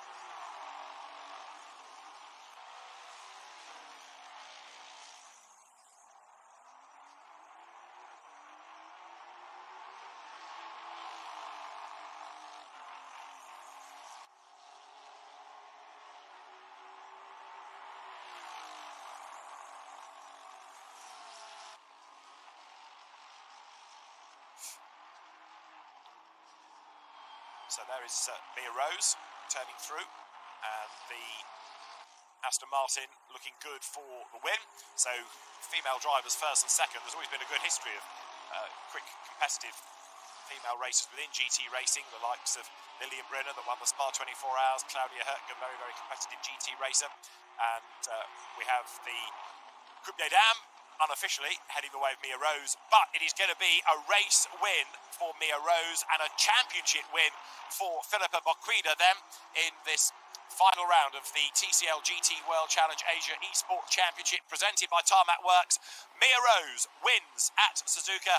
Philippa Boquida wins the championship within AM, and Andika Maulana is going to finish in 6th place overall, but that will be enough to give Maulana the Pro Championship. He's going to have one last roll of the dice to try to get up alongside Kin Long Lee to make the pass as they come towards the line. He's not going to be able to do it, but that is enough for Andika Maulana to take the Pro category within the championship at the end of another fascinating hour. Andika Maulana then it is who comes through to score the victory and to win the championship. But of course the pro class in the race won by Andrew Lawrenson after that very early pit stop. So great job done. Mia Rose, the race winner, Philippa Boquida second, Andrew Lawrenson third. Andrew Lawrenson wins pro in the race, and Philippa Boquida and Andika Maulana are new champions.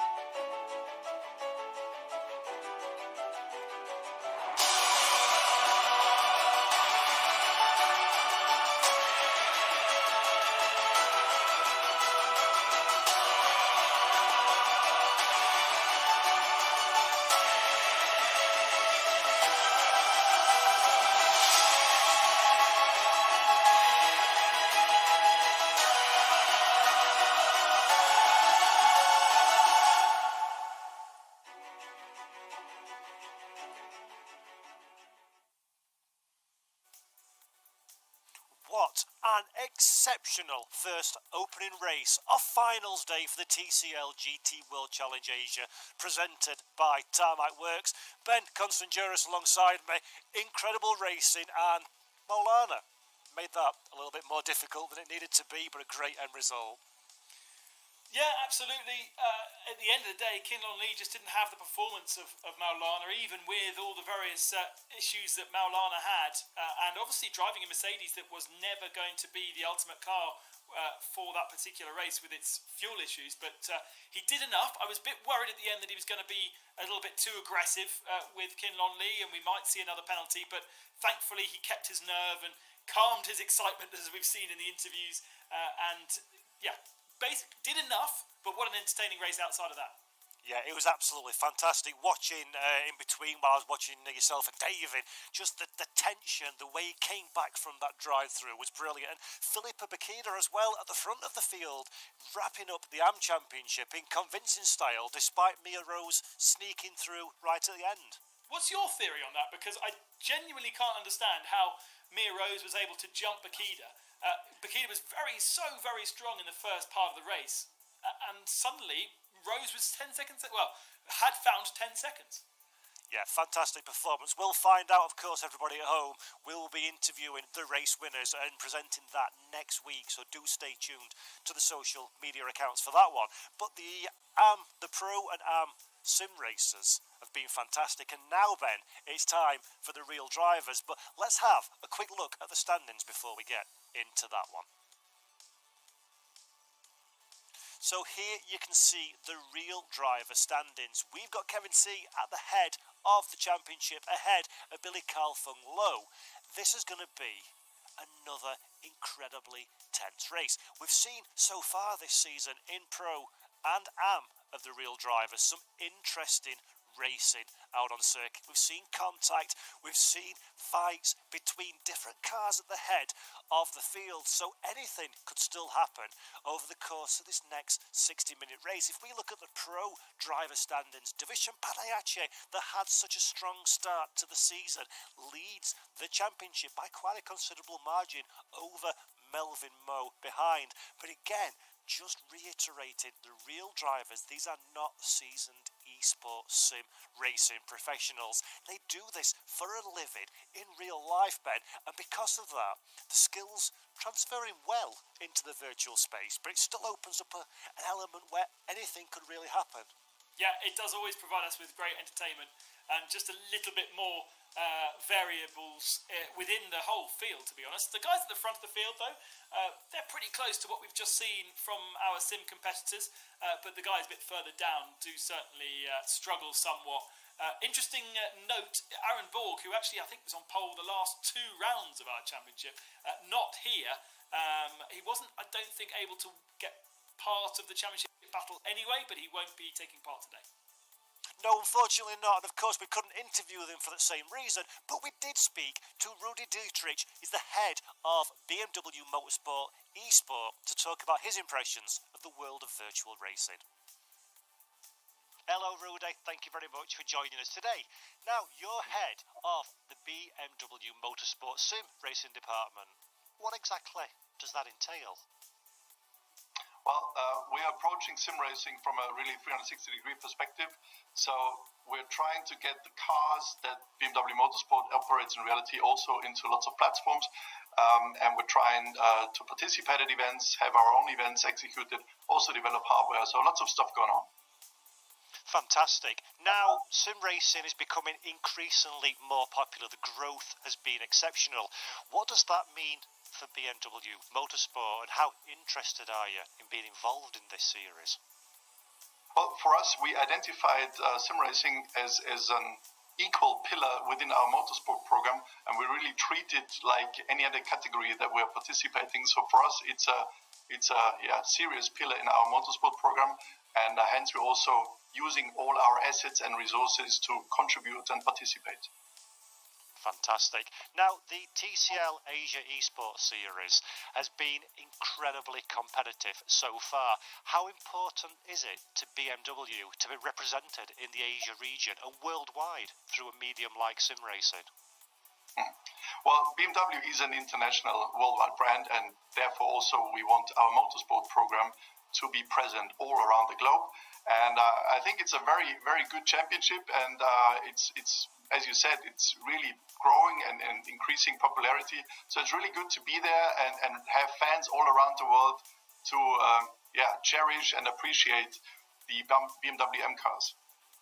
Fantastic. And final question from me, is there anything exciting happening with BMW Motorsport in sim racing going forward that you can tell us about?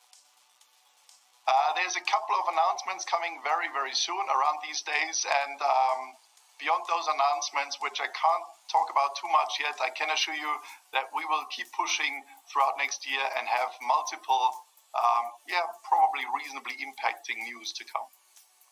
Fantastic. Brilliant to talk to you. Thank you very much for your time. Pleasure.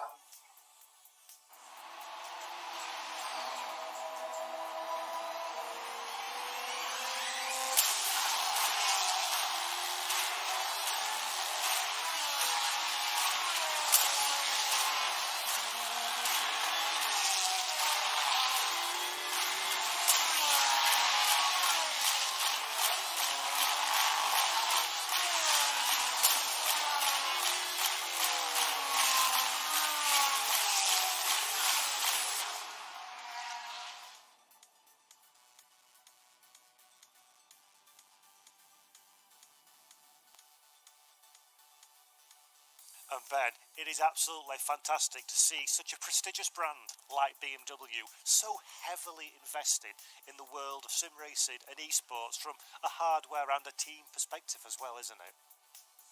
Absolutely. Really interesting approach from BMW. They announced a couple of days ago that they're supporting 4 different teams within sim racing, so they'll have their own subdivision, with G2 eSports being their focus for ACC. They're also going to be running a competition, a hot lap time attack competition on ACC over next year as well.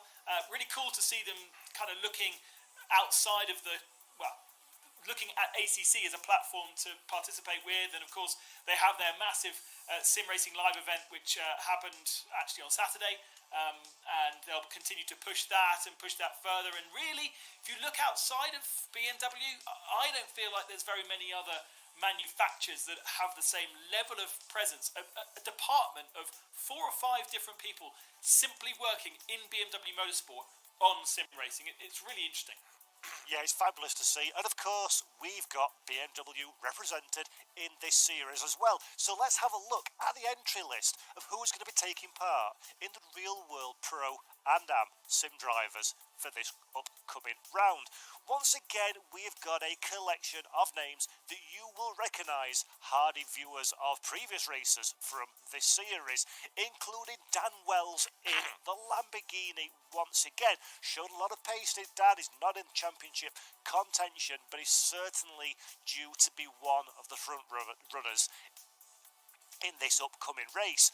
Our championship contenders are all present, apart from, unfortunately, Aaron Borg, who cannot make this round for personal reasons. And we've got a few drivers that you'll recognise from the World of Asia Region GT racing. There's some former World Touring Car Championship drivers as well, and many big names that we've seen competing at the sharp end of this grid. And Ben, this is the very final run out for our real drivers.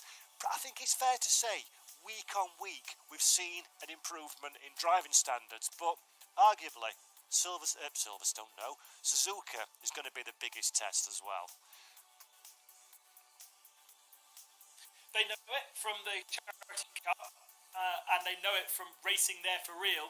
You know, these guys haven't had the opportunity to do any real racing over in Asia. Unfortunately, it's been difficult to run the GT World Challenge Asia Series this year, whereas obviously the European season pretty much ran to the eventual plan, and so many other of the championships have been able to run. But so the Asia region has really missed out on the competition, and therefore all of these guys are using this, treating this like they would have done real world competition, enjoying the competition. Fantastic. Thank you very much, Ben. So, for one final time, the race is about to begin. Over to Ben Constantiouris and Mr. David Addison. For the last time, let's go racing then as the cars work their way around the rolling lap here with Dan Wells starting on pole position, Melvin Moe second, Division Padiachi third on the grid, Kevin Say fifth, and his championship rival Billy Lowe 22nd. So Kevin Say has got very much the advantage as far as the AM fight is concerned. It's relatively straightforward this. Two can win in either of the two classes, but Dan Wells is going to be the spoiler in the pack, a little bit like we saw last time out at Spa. Dan not really in for the championship, but he can take points away, Ben Constantiouris, from those that are fighting for the crown. Yeah, Dan was on pole for the Charity Cup race back in August, and eventually didn't manage to get a result from that race. But we saw him was on pole position, so he did manage to get a result. He really needs to get a result in this one. He's very, very well known for his sim racing company and skills, and so this is the time to shine. Absolutely so, as the cars then now make the run ready for this rolling start up towards the timing line, up towards the lights. Now we've got a race in isolation. This is always one of the fascinations at the end of a championship season. You've got the race to look at, but you've also got the championship fight going on around. And there is number 7, Melvin Moe, who comes into this 7 points back from the man right with him on the grid, Division Padiachi. So again, you've got to Melvin Moe's got to go for the win, yes, but he also needs quite a few people to get up past Padiachi, who was the driver that scored the wins in the first 2 races of the year. Melvin Moe won at Silverstone. It really is going to be very interesting indeed to see how it pans out between those two. Now we are at 5:45 local time within the simulation, so it's cooler temperatures and the light will improve, but of course track temperature will go up. And the guys were talking about how driving standards have been improving amongst our real racers. Well, let's see if they are famous last words, because quite often the first lap of the race has been a bit leery, and the man that seems to have copped for it time and time again is Evan Chen. Fingers crossed he can keep out of trouble this time as they come up towards the Casio Triangle and we get set to go racing. This final round of the TCL. Well, I was just thinking that, yes, and hoping that wasn't really a big issue, that it was going to be more the way drivers' internet was working. But I think now they have got themselves in place. So it looks a bit tidier, doesn't it? The last round of the TCL GT World Challenge Asia eSports Championship, presented by Tarmac Works, about to get underway. Dan Wells on pole position, with him at the front, Melvin Moe, Division Padiachi, and then on the outside of the second row, Louis Pret ahead of Kevin Say, Matt Solomon, who went so well at Laguna Seca. Then you've got the Thong brothers, Sean Tong ahead of brother Jasper Tong. Kang Ling lines up 9th, Evan Chen is 10th. They make the run up towards the rolling start now. Dan Wells on pole position in the Lamborghini. He's a little bit in advance of the rest of them. It's the race director going to be happy with that. Let's see, because the lights now go green and we go racing. Melvin Moe straight away moves across to defend from Division Padiachi, and there's contact in the background with 2 cars, 3 cars involved. Turn 1 they go. Dan Wells hits the front, and Padiachi has dropped a place, has he not? Because Louis Pret up round the outside of him, so the Ferrari goes third.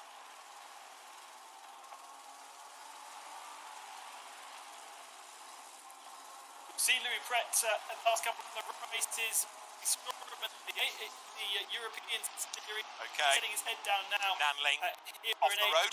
And Dan Wells leads the pack. There was more drama as well as the cars came up towards the snake for the first time. So they got around the first corner okay, and then a few more went off the road, but we'll pick those up as they're going through is Melvin Moe. Now the timing graphic has got a little bit distorted because they are shown as being a long way down the field. They are, of course, 1 and 2. So something strange has happened within the system. Up they come then towards the Dunlop corner, and Melvin Moe trying to get away from the opposition. But Padiachi, look, has dropped back into 5th place. So ignore Nan Lin. I think it was him hitting the wall that rather confused life. So Division Padiachi is 5th. That means he's dropped places. Now, Matt Solomon is one of the AMs, and he's all over the back of Louis Pret. So you score points in your class. So even though Padiachi has lost a place to Solomon, that doesn't affect his points haul. What it does mean, though, is that he's not close enough to the pro category to fight for position right now. Louis Pret storms up towards the 130R corner. Dan Wells leads the way right now within 2nd place. Melvin Moe there, up on the inside goes Solomon, and that oh so nearly forces Louis Pret wide and off the racetrack. Solomon tries to come up to the outside line now, look, as they drop down towards the chicane.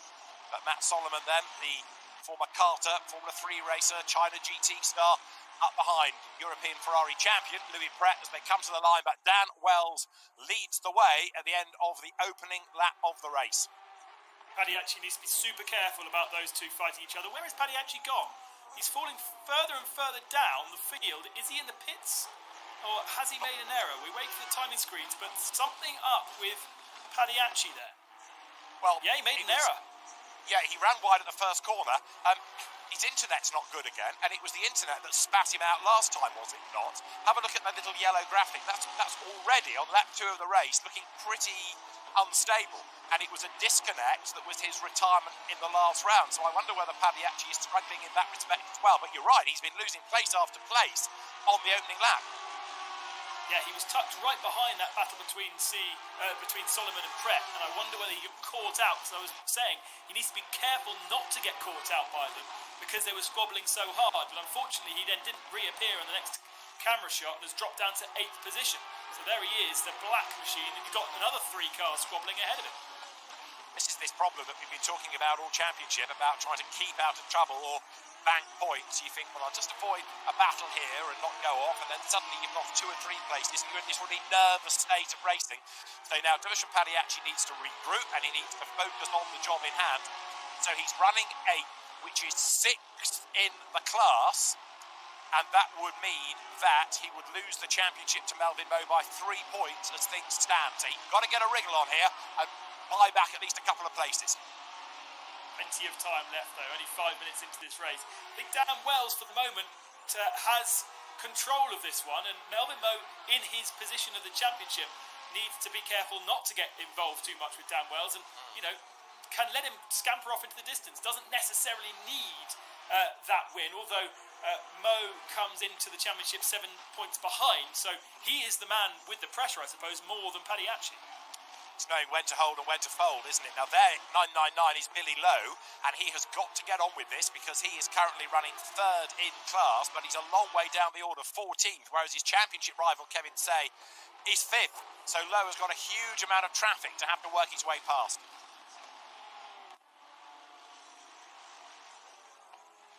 Sean Tong in this battle pack, all over the back of Evan Chen, who Hay has managed to keep out of trouble this time. He's been the magnet for everybody, race after race. If there's an accident brewing, he has been involved in it. Rarely is it his fault, but he's kept out of trouble early on. We've got an early stopper as well. Kachun Ma has gone into the pit lane, one of the newcomers for this last round, and Ma goes for the pits early doors. Yeah, so Taniguchi, I think, was the second man that we saw in the wall on the start-finishing straight.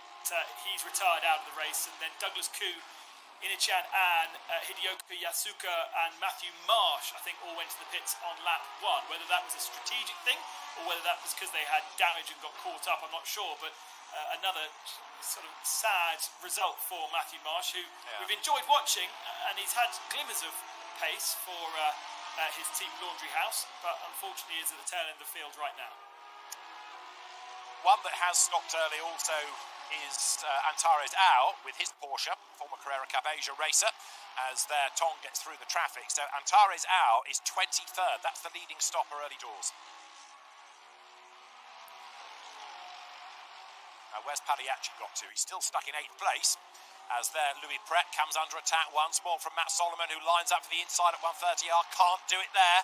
You've got to be so brave to make that pass and make it a good one. And Matt Solomon couldn't quite do it, so he slots back in as the cars dive down towards the Castillo Triangle. I'm surprised that he's even trying there. I think I would be staying under the rear wing of the car in front if I've got enough downforce to run that close, and then trying to attack in the braking zone of the chicane. I think there would be more probability of making that pass stick than going up the inside of a place where there isn't really a braking zone. Now, Divish and Pagliacci had a coming together on the opening lap with 67, which is Jasper Tong, and Tong is being given a stop-go penalty of 10 seconds for causing that collision. So that's part of your answer as to where Pagliacci had gone to. There was an incident. It wasn't necessarily his doing, but he was on the wrong end of a nudge for the BMW of Jasper Tong. And he's crawling over brother Sean now and trying to find a way through. Very, very close to the rear end of that Audi, just at the bottom of shot. Evan Chen was the man who took victory in the Charity Cup race in August here, and actually, for me, should have really been in the championship fight, but had a couple of issues, massive crash at Silverstone, and that is why he's not been able to really stay in the championship hunt. But in terms of pace, outright pace, he's one of the best ones out there. Go along with that, but Dan Wells, who is a very accomplished driver, Dan who's raced pretty much anything there is to race in the Asian market, having run out of funds in Europe, he leads the way, 1.9 seconds to the good. But after racing as far as Formula Renault in the UK, he went to China, won in Formula Piloto. He was the Asian Formula Renault champion. He's raced in Asian Le Mans, he's raced in Chinese touring cars, GT4, Formula 4, Lamborghini Super Trofeo. Not bad for somebody that started off washing dishes in the family's roadside restaurant, but a really handy racer is Dan Wells. And while it's great to see him doing so well in the Asian market, then it's a shame, in a sense, that he's not better known in Europe, because he'd be a big asset to a GT team in European racing. Yeah, absolutely. But making his business known over in Asia, and I think he was over. The reason why he missed a couple of races was he was over in Europe during the kind of autumn time, driving for certain teams and doing some testing. So has still got interest in Europe, although his sim building business from Europe to Hong Kong and Singapore. Well, now he's putting money where mouth is, so to speak, both as a driver and as a sim person, because he leads by 2 seconds. He's getting away from Melvin Moe. Now, Kang Ling has been another driver this year who has been there or thereabouts. He's had a second place as his best results of the championship season, which came at Silverstone. What can he do now to find a way past Divish and Pagliacci? Well, Pagliacci cannot afford to give away places, can he? It's amazing how different their racing lines are going up through the S's there. Very different lines taken from the Mercedes and from the Audi, and actually all of these 6 cars that are queuing up behind, is it not queuing up behind Evan Chen, they're coming up behind Kevin C, I think. So it's C that doesn't seem to really have the pace right now. And he is second within the AM class, as you rightly say. Yes, he is the cork in the bottle, isn't he, in the Mercedes then. So 38, Kevin Day for Craft Bamboo Racing. Somebody who started off racing in Europe, in fact, in the German Volkswagen Polo series in the real world. But he is now significant in a sense in all of this, because second in the AMs, he's the cork in the bottle, He's losing touch with the leading quartet, and of course Padiachi is stuck in that second wave, so he can't make progress forward, and that means, Ben, that he's losing time relative to championship rival Melvin Moe. Yeah, exactly. So Melvin Moe in second position picks up 73 points right now, whereas Padiachi is sixth in class, correct me if I'm wrong, and that would be 70 points. So Moe would still have a 3-point, would take a 3-point advantage, but it would be very, very close between the two of them. Darrell Young with a stop-go penalty, 10 seconds, so he's been a very naughty boy as well, down in 14th position. That was for an incident with Aaron Lim in the BMW as Evan Chen gets through the traffic, coming over the timing line. So we've got drive-throughs coming now for, who is that? Number 63, Hang Min. He's got a drive-through. 10-second stop-go for Darrell Young. Division Padiachi goes through, still running 8th on the racetrack, 6th in class, still not enough to take the championship. And life is tough because he's got other pro drivers ahead that he needs to find a way past. So the BOP is such that he can't really get close enough to attack right now. All of these penalties, by the way, are going to be helping Billy Lowe, who's at the moment 4th in class. He is the only championship rival in the AM category to Kevin C. And 2 cars will be removed out of his way, including one of his AM rivals. So that will put him up into 3rd in class. He does need to get ahead of Kevin C to have any chance of taking victory in the championship. And there's a lot of pro cars between him and C. But while C is holding all these guys up, Billy Lowe may be able to join the party. At the moment, he is actually caught up behind Darrell Young, so he could do with Darrell taking that penalty as soon as possible. Indeed so. Jasper Tong has just gone for the pits as well to get his 10-second stop-go out of the way. Evan Chen in 6th place then in the Laundry House Porsche, keeping Sean Tong behind him, and Division Padiachi is still there in 8th place. But right now, he hasn't got the answer to how to prise open any doors. If anything, he's perhaps waiting to see what Tong can do about Chen, and that could be his chance. But it is Tong that makes a move, and he's able to capitalise on whatever happens ahead of him. Very, very close. Be sensible where you choose to pass all the way down here. Very defensive work from Evan Chen, and gosh, look at the overspeed from Sean Tong around the outside. Maybe that will push the Porsche wide. The place to do it is into the chicane, but is he close enough? No, he's not. And Padiachi chooses again just to stay out of the trouble. It's very frenetic. It's not the place you want to be when you're fighting for a championship in such close confinement with other drivers. So blasting past the pit, Sean Tong, very experienced Audi racer in the real world, whether it's in one-make championships or in GT3, and he goes to the outside of Evan Chen.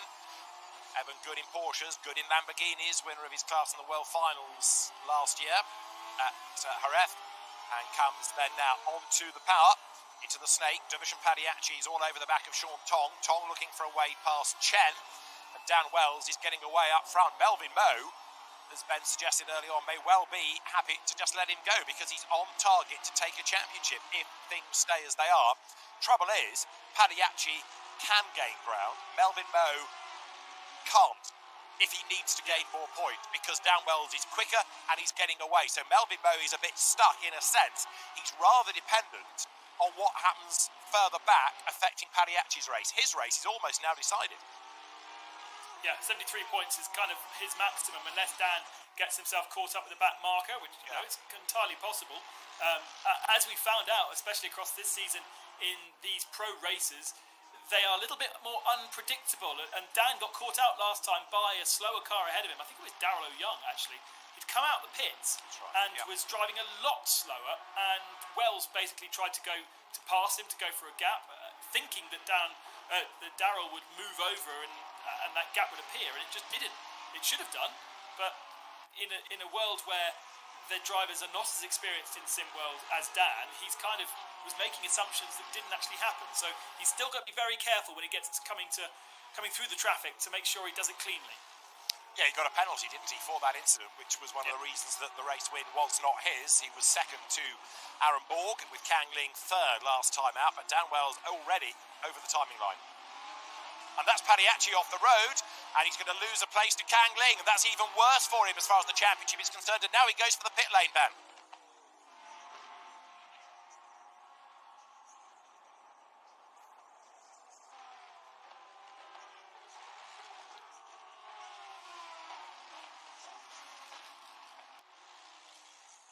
As Devashan Padiachi down the pit lane, I'm afraid Padiachi's race unravelling a little bit here. He hit that brake board as he came into the pit, so problems for Padiachi continue. Now we need to see where he's going to be when he comes back out.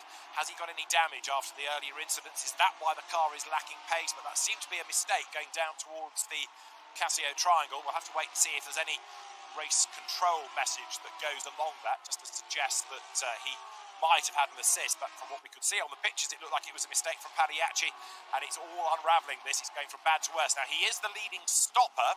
Where is that going to help him, if at all, late race? Well, let's just wait for the timing screens to sort themselves out, because sometimes they're a bit slow. Before Daryl came into the pits, Antarazawa was the best stopper, and he was actually 20 seconds clear of Matthew Marsh, who was second of the stoppers. But now Padiachi comes to the first sector of the lap, 13th position it says he is on our timing screen. He needs to clear that before we can confirm that it's exactly that is his position. And there it is, confirmed. So he's still ahead of the number 76 Mercedes of Leona Chin, the Legacy Racing Team Malaysia entry. 44 minutes on the clock. Matt Solomon, heading the AMS, deserves another big cheer, just like he did at Laguna Seca. He was unlucky not to win there, but here he is running third, heading the AM category. He's not really fighting for that in the championship, sadly, but he is showing how well he can go in a race.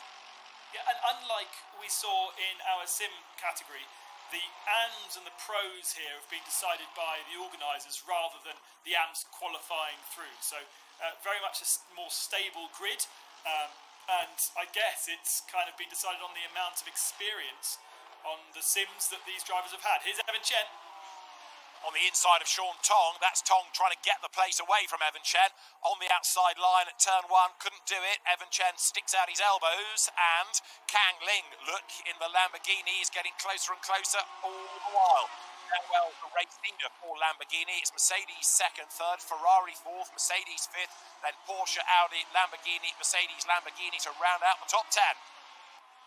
Yeah, these guys were stuck behind Kevin C for a while, but it does look as though it's now Evan Chen who's more of the cork than Kevin, who's maybe turned his fuel mixture up, maybe not saving as much fuel. Remember, just like we saw in the sim race, these guys will also in the Mercedes need to save fuel at certain points to get their cars to the end. So that is Melvin Moe, that's Matt Solomon, that's Kevin C, and they may choose not to and therefore have a longer pit stop by refueling the car. That's the other way of doing it. Use a bit too much fuel, because we know they've got to do a stop, and then actually refuel. So let's see, maybe that will be one of those confusing things that we've seen before, where somebody loses time in the pits and we don't know why. Matthew Marsh goes through and looks to try to gain a place at the expense of Felipe de Souza, who runs out wide. So de Souza off the road and back on again. The Macanese AM slots in behind Matthew Marsh, who is a pro. Matthew's done quite a lot of racing over the time. Maserati Trofeo race winner at the British Grand Prix one year, and now sets off in pursuit of, who's the next target going to be? Philip Tang, is it not, with the Lamborghini further up the road. You've also got the Bentley to keep an eye on, but I think that car is a lap down. But Kang Ling has always been the case in the GT car, showing better than he did when he was a Formula 3 racer, and he's got himself up past Sean Tong as well, so he's making progress forward all the time. Yeah, I wonder whether Sean Tong, by attacking, has actually compromised himself. BMW versus Lamborghini here. Adli Fong we haven't seen too much of, and that's Tengu Lei going all the way around the outside and making that move stick. Indeed so, up into the top 10 now. Padiachi is still in 13th place, but still the best of the stoppers as we get towards the end of the first third of the race. And in the background there you see number 3 of Dominic Ang, that very spectacularly coloured Porsche, the green and grey, but that lost time early on, so that's another car that's quite a long way down the pecking order. This is the first of our BMWs, and Adli Fong hasn't really adapted to sim racing as much as, you know, in terms of real world, you'd say he's one of the most famous of our grid in terms of what he's done, his performances, where he's raced in single-seaters as well as GTs, but he definitely hasn't adapted to sim racing in the way that we've seen him jump around in real world. And a big lose there, the Audi off the road. That is Ka Chun Ma, the STS Motorsport crew Audi of the Chinese driver, was 20th, ain't there anymore. That gives Aaron Lim a chance to move up one place, and Aaron Lim's BMW comes now up towards the timing line. 40 minutes on the clock, but Lim up one spot. Big lose of the rear end there, very surprising, kind of threw the car in, and obviously it didn't stick, and the back end came around. But of course, all of these GT3 cars with traction control and ABS brakes, and they are able to play around with the amount of each that they utilise. They can completely turn it off, but the cars are designed for traction control and ABS, and therefore if you do turn them off, it can be quite completely off. It can be a bit of a handful. The pro drivers in the real world will turn them down to as little as possible without turning them completely off. Someone like Dan Wells probably is doing that in this car as well. Yes, that car under the banner of Lippert Motorsport, which is one of the very experienced Lamborghini Super Trofeo teams, and a team that has run in GT Asia and the China GT series. So Dan Wells is up front and having to start now thinking about the traffic, those that were delayed early on. But he's absolutely stormed away from Melvin Moe, hasn't he? Division Pagliacci still in 13th overall, not making progress. That's 10th in class, so he's on the cusp of not scoring if he drops back any further. Really love these internal views, gives you a great sense of what the real drivers would see and what the virtual drivers are seeing as well. They might be sitting a bit further back in the sims, depending on what kind of screens they've got. Some drivers with virtual reality headsets, so they're able to turn their head around the cockpit and really look to the left-hand side extremes and right-hand side extremes in the way that you can't do if you've got a single screen or indeed a triple screen being 3 different screens, 2 to give you the side views and 1 to give you the front view, all as being developed by various manufacturers now, kind of the bendy wraparound screens that are one single screen but they're curved. So different options, and those are the kind of the variables that all of these drivers will have, as well as different sets of pedals and steering wheel, which will give them different levels of feel. Indeed so, and they've all learnt about sim racing, some perhaps with a little bit of experience of it, but it's become a very important way of going racing within the Asian market this year, and the positives to take out of it are that it's given us a great championship and it's really showcased what sim racing is all about. There is the driver that was the first of the stoppers, really, Antares Au, and he is 15th, but no longer the best of the stoppers because he has fallen back behind Division Pagliacci.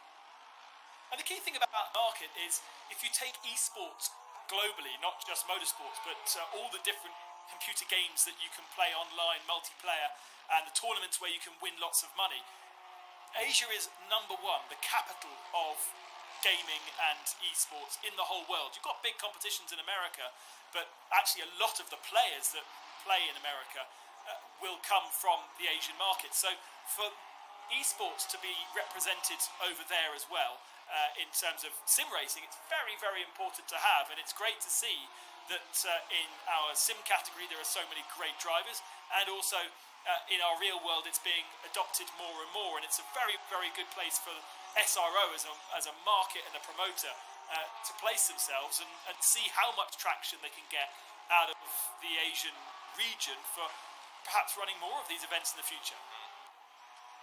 Yes, I mean, people now with the investment into the kit have got a desire to use it, haven't they? And we're seeing more and more sim racing teams spreading up, and it's a way of enticing people into motorsport, even if it's not in the real world. It's a way of doing it, but some will make that crossover from sim to real, others are doing it real to sim, as we've seen and we've discussed over previous race events. There is Melvin Moe working his way through the traffic. Now this is the man that's at the moment the champion-elect, is he not? Because he's running second, he's outscoring Division Pagliacci quite nicely, and as we have 1 or 2 more drivers to cycle through pit stops, we're approaching the halfway point now, not that far away from the 30-minute mark, and Melvin Moe getting on with the job nicely as the Mercedes comes out of the chicane. He's not forcing the fight against Dan Wells. He knows he's not really racing against Dan for points. And Melvin Moe, an experienced GT racer, comes through then now over the timing line once again. He's 4.6 seconds back from Dan Wells, but he is comfortably ahead of Division Pagliacci right now. 25 seconds lost on this lap for Sean Tong. down to 13th position now behind Padiachi. So he's had an issue somewhere as Irvin Chen holds off very, very aggressively. Ling trying to go around the outside. It's not going to work. He could get the switch back to the inside for turn 2, but it's not quite close enough. So something's happened for Sean Tong on that last lap. He's not pitted, so perhaps was... Oh no, he has pitted, sorry. Maybe it was him coming out the pits, but it's, if it was a very slow out lap. Okay, which explains, yes, why he's behind Padiachi. Billy Lowe, in the meantime, is still chipping forward, isn't he, to get up with Kevin Say, but he still needs Kevin to have a problem, because it's not just places he's got to think about, it's the gaps between. And look, you've got a 15-second margin within that group. You've got a 9.5. He's just a long way back in terms of the time. Kang Ling is hard at work in the meantime, chasing after Evan Chen. Ling is in 7th place here. On the power once again, and the Lamborghini that is operated under the Climax Racing banner comes then a little bit nearer, maybe under braking to the back of the Porsche. What's really heartening here is to see Evan Chen having a good solid run, keeping out of trouble or people not driving into him. The best result he's had all year is 9th, but actually he's had the pace to go a lot better than that. Yeah, I think at Silverstone he was on the front row of the grid, which was his downfall, because he was placed into the wall. He didn't get the temperature into the tyres. Oh, losing the rear end of the Porsche just fractionally there, catches the slide. Great to see how the cars are represented by moving around on the road. It's one of the big things that's kind of real versus virtual, but it has given Kang Ling a great slipstream. I have a feeling that Porsche has got very little straight line speed. He might have set it up for the corners here, and therefore he's got good traction throughout the corners, unless he breaks it. But in terms of the straight, he does feel like a bit of a sitting duck. All right, let's see. He's good out of the slow corner there. So he's got decent acceleration as the back of the car sits down, doesn't it? The weight over the rear accelerates then. But Ling's car is good, of course, on the aero. Look, it's almost dwarfed by that rather more bulbous shape of the Porsche. And so Kang Ling's aero-friendly Lamborghini lines up to have a go on the outside line into turn 1. This is brave, brave stuff, and he won't do it there. Evan Chen hangs onto the place, but you saw how quick in a straight line the Lamborghini was. But Kang Ling picks his battle, slots back in, and will have another go. I think basically Evan Chen has set the Porsche up so he's relatively stable through these S-bends at the start of the lap, because you really don't want the rear end breaking away from you and overheating the rear tyres. So he's got lots and lots of mechanical or downforce through the first part of the lap, but then that is really compromising his speed down the long straights and allowing this Lamborghini, that obviously is the slipperiest of the lot, to get so much closer, even if the Lamborghini perhaps is a little bit sketchy because of its low downforce setup in the bigger braking zones. He's still able to, he was so far back, he's still able to get closer and closer. And if that Porsche breaks traction, then the Lamborghini has the opportunity. Nice fair racing though, for the two of them going through turn 1 with half the race still to go. Yeah, good to see, wasn't it? And they're also not that far behind Kevin Say. Now, is Kevin Say doing the right thing here, thinking about points for the AM Championship, and a bit like Melvin Moe just driving his own race, or is he genuinely struggling for speed? That car, the Craft Bamboo Racing Mercedes, upholding the team's honour. But you can see in the background Evan Chen trying to wriggle his way up past Kachun Ma's Audi. He's not that far behind, but again, they're in different classes, so do we need to worry about Kevin Say, or is he just driving within himself, banking those points, knowing how to win a championship? Yeah, he was a little bit off the pace at the start of the race, wasn't he? When he had that big queue of cars. That queue seems to now have kind of fallen to the Porsche rather than Kevin Say. But remember, that Mercedes has to save fuel, so he does have to drive a little bit within himself. He can't be flat out because he needs to make sure the car can get to the end, unless he wants to make an extra long pit stop and do fuel in the pits. But God, Evan Chen so defending going down that first straight. And Kang Ling again trying to work out whether to go to the inside or the outside. Well, the only other option is over the top of the Porsche. He can't do any of those, so he's still stuck, still there in 7th place. Dervish and Padiachi, Ben, if you can go inside the game, could you just have a look at lap times and see how he's doing relative to not only those around him, but perhaps also significantly Melvin Moe? Because for my money, Padiachi is a bit in no man's land here. He's not seeming to catch anybody, but he's not really being caught by anybody. Well, he does have Adley Fong ahead of him, but by 7 seconds. So he's lapping quite significantly faster than Fong, than Tenku Lei. Then Kang Ling, he's in the 201s.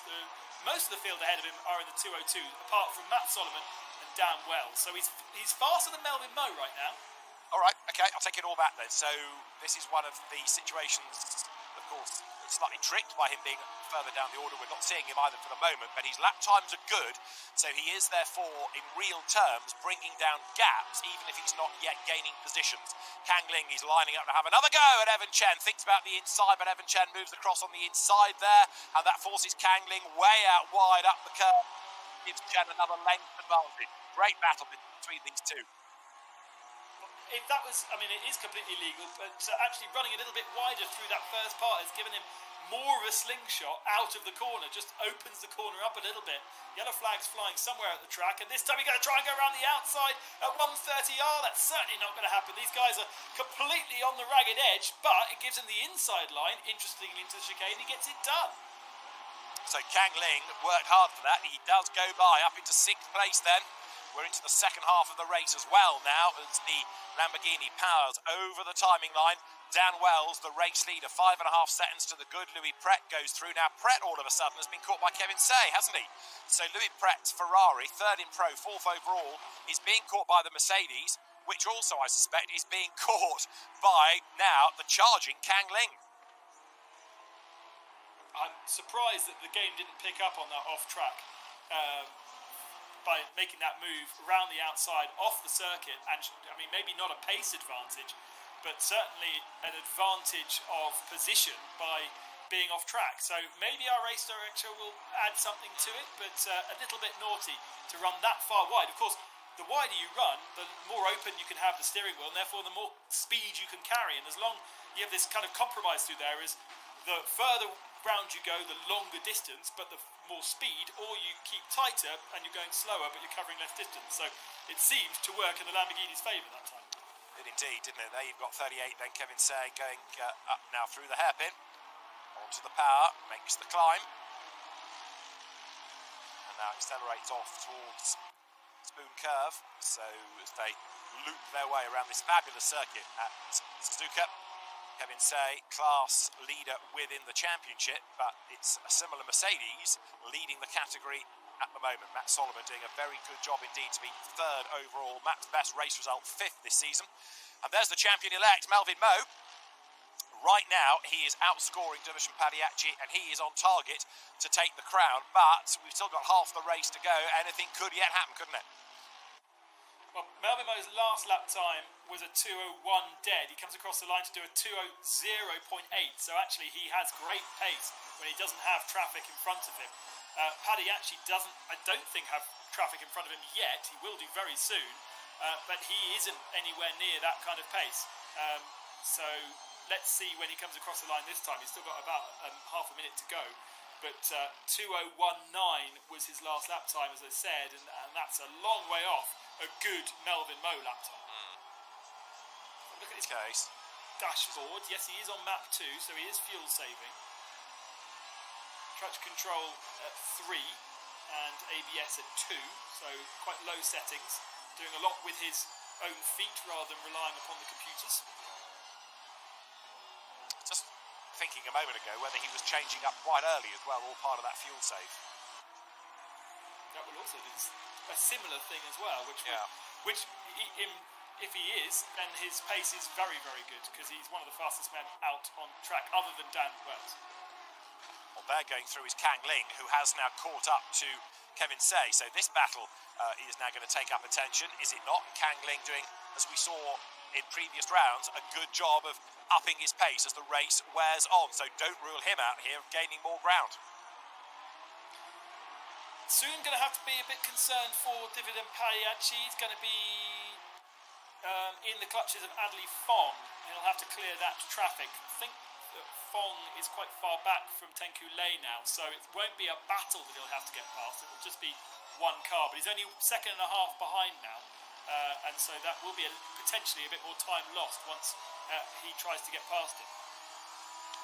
Okay, now this is Kang Ling's view then, as the cars once more storm their way up towards the Casio Triangle. Is he going to be able to get close enough to think about a move this time? This is Pro on AM, don't forget. So through 130. Off goes Kang Ling, and into the barrier goes Kang Ling. Lost the back of it, around he went, and he's going to pick up damage there, and that would have done the tyres no good at all. Flat spots like you wouldn't believe, as Padiachi there makes a move against Adderley Fong, runs out wide, and the Mercedes rather cheekily tries to squeeze up the inside. Now that Mercedes is a lap back, number 63, that's the car of Heng Min, but Padiachi finally seems to be making some progress now. Yeah, good that he managed to clear Fong quickly, although a little bit aggressive on the hip and shoulder, and moves himself up into 9th position as the best of our pit stoppers, and has 14 seconds before he'll get anywhere near Tengku Lei. He's having to do a bit of defensive work though, isn't he, on Heng Ming. Heng Ming fancies to get past him. Yeah, he does, although there Louis Pret is another quick driver worth keeping an eye to. He's now being chased by Kevin Say. Evan Chen is 5th. Matt Solomon has pitted, and Kang Ling has pitted as well. So possibly to check out the damage, maybe do a repair. There going through is Division Padiachi, and the lap car of Heng Min tries to stay with him, runs out of road on the outside. But now, look, Padiachi is up into 7th place overall, and he's the best of the stoppers. And now where does that put him in his class? That puts him 6th in pro, doesn't it? So he, for that, would get 70 points. Melvin Moe is still on target for 73. Still advantage Moe, but Padiachi now looks to be pushing even harder. Well, Matt Solomon came out of, is it 3rd or 4th position, and is definitely behind Padiachi. By how much we won't know for a few more moments. But that means that Padiachi could well be on the same part of the track as Melvin Moe once Melvin pits. He's going to be well up there. The gap between Padiachi and Matt Solomon is, do the maths, about 12 seconds. So Padiachi is really in the box seat here. He could even be kind of in contention for the win. Despite the dramas early on. Okay, so Padiachi now, clear racetrack around him, heads up towards Spoon Curve. The next target for him is going to be the 213 BMW of Tengku Ejen Lei. There is Adderley Fong, who, having lost that place, is in 8th position. 23 minutes to go, brief yellow flag withdrawn as Sean Tong turns through in 9th, trying to recover. And there, 36, that is Matt Solomon, going ahead of the Audi of Billy Lowe. So that's the change for 2nd within the AM class. Don't forget, Billy Lowe has yet to stop. So very definitely this is a Matt Solomon rout, isn't it? He's dominating within the class. Yeah, and it does show that Billy Lowe in the Audi, and the Audi's not necessarily the favoured car around here, is really struggling. He has been able, he's certainly not qualified very well, but we have seen him elevate himself and have really solid, strong races, keeping out of trouble and getting a decent result by the end. But today it just doesn't look like it's going to happen. There's so many cars between himself and Kevin Say.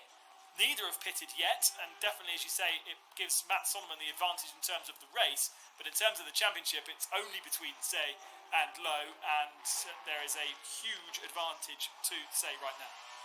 Louis Pretz into the pit lane, out of the leading group for the moment, the Ferrari driver. Dan Wells' advantage has come down a bit as well, from over 4 seconds to 3.7. That might be traffic, might have been a moment, but I suspect it's more likely to be traffic. This is Kevin Say's view for the moment. Clear real estate up the road ahead of him as he turns through that long corner at Spoon onto the power. Evan Chen is the man chasing after him, but Padiachi is in 6th spot and still hunting down more places and hunting down more points in all of this. Those reviews are so good. It just feels so real. Yeah. Sitting on board with the bugs and the dirt on the windscreen and the sun coming through. We're now 7 o'clock local time. We're on ×2 for our races today. We were supposed to start in the dark, but obviously the sun rises early at this time of year over in Japan, and so our calculations were a little bit off. So we actually started the race with the sun already up. Oh, you are in the land of the rising sun, you see. That's what trick people. So there is Louis Pret. Late addition to the championship, but going well. And as the battles lower down take up attention, 72 there is Yuki Taniguchi, the video game developer, having a bit of a moment as he tries to keep the Lamborghini at bay.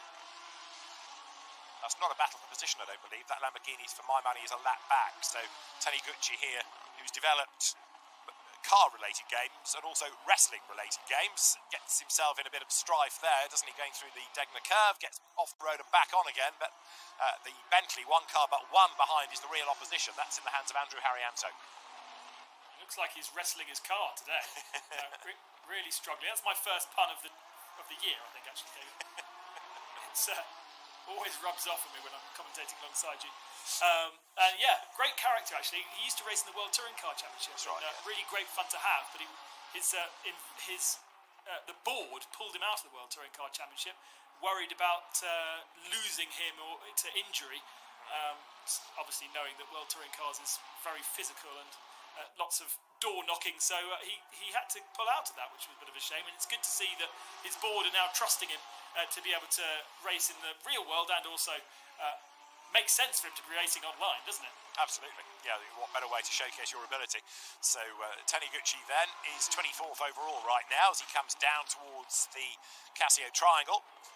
And he has also yet to stop, but you can see that he was in trouble early on because he is 3 laps down. So he's clearly been in strife early doors, as there Billy Lowe comes under attack from the recovering Kang Ling. So despite his off, Ling is back in the race. He's up the inside. He's going to take the place off the Audi.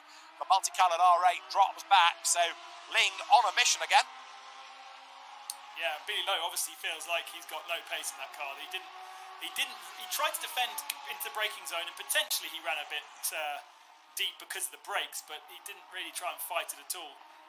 And a bit of a shame that he hasn't been able to fight and take it to Kevin C. There's not so many AM competitors in our field, and it has really been a bit of a one-horse race for Kevin C. for most of the season, and it was only latterly where Billy Lowe managed to get himself into championship contention.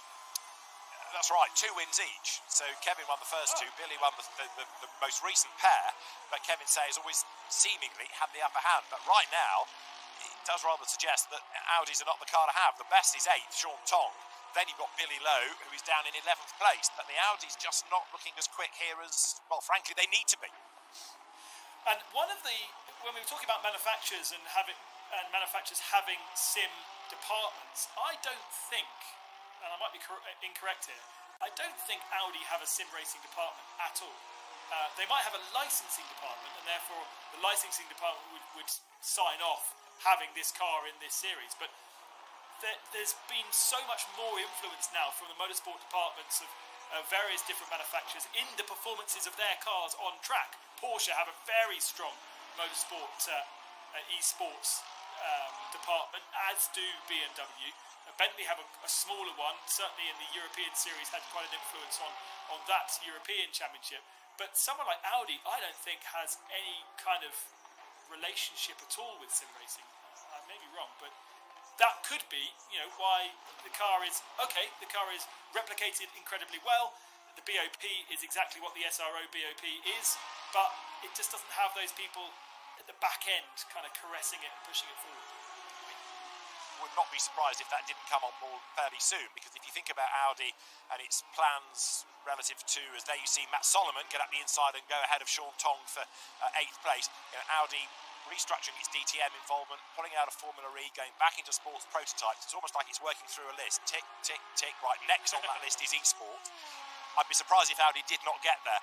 Why has Billy Lowe got a 30-second stop-go penalty? That is from the game, I think, not from race direction.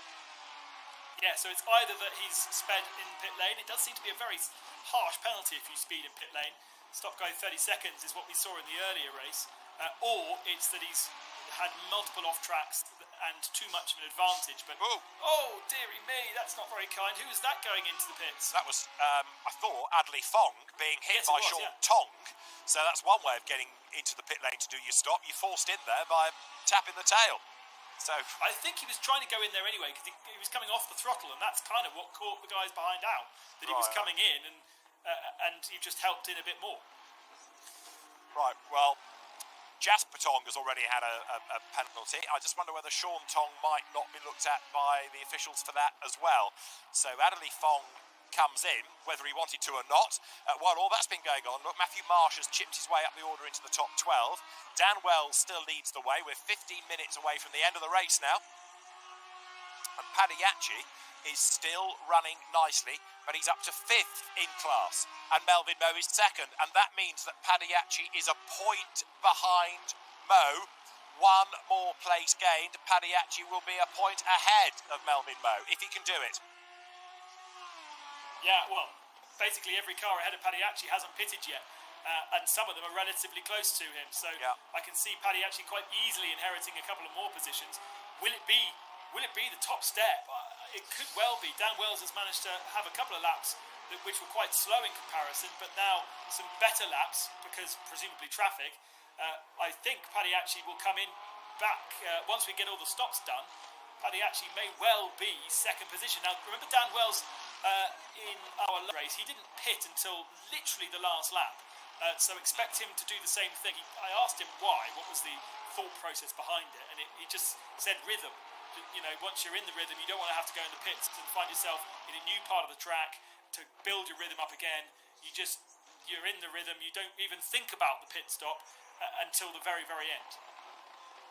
Okay, so makes sense, and there's somebody that knows what he's doing. Darrell Young, by the way, 17th after having to serve a 10-second stop-go penalty earlier on in the race, so he's come back out and he's pressing hard once more.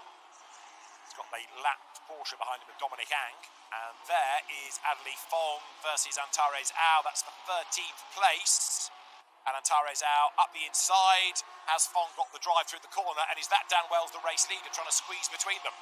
Yeah, I think it is. That was a very, very sketchy move from Dan Wells. That could have ended in disaster. So, you know, all plain sailing on the timing screens, but actually he's contending with slower traffic and having to thread the eye of the needle to go between the two of them.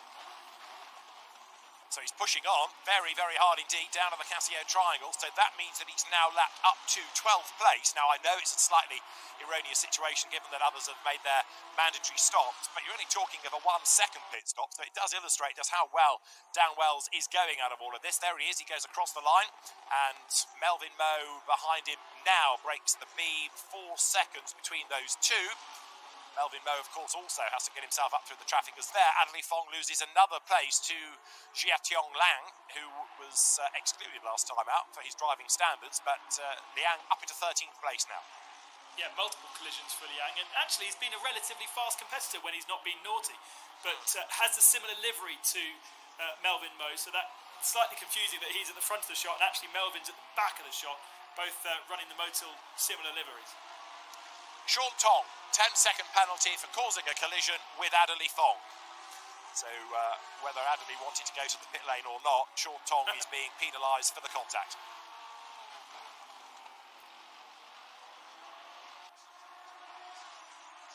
Another car running off the road, one of the back marking Lamborghinis there, trying to keep out of everybody's way, but trying to keep out of the way, almost getting in the way, perversely.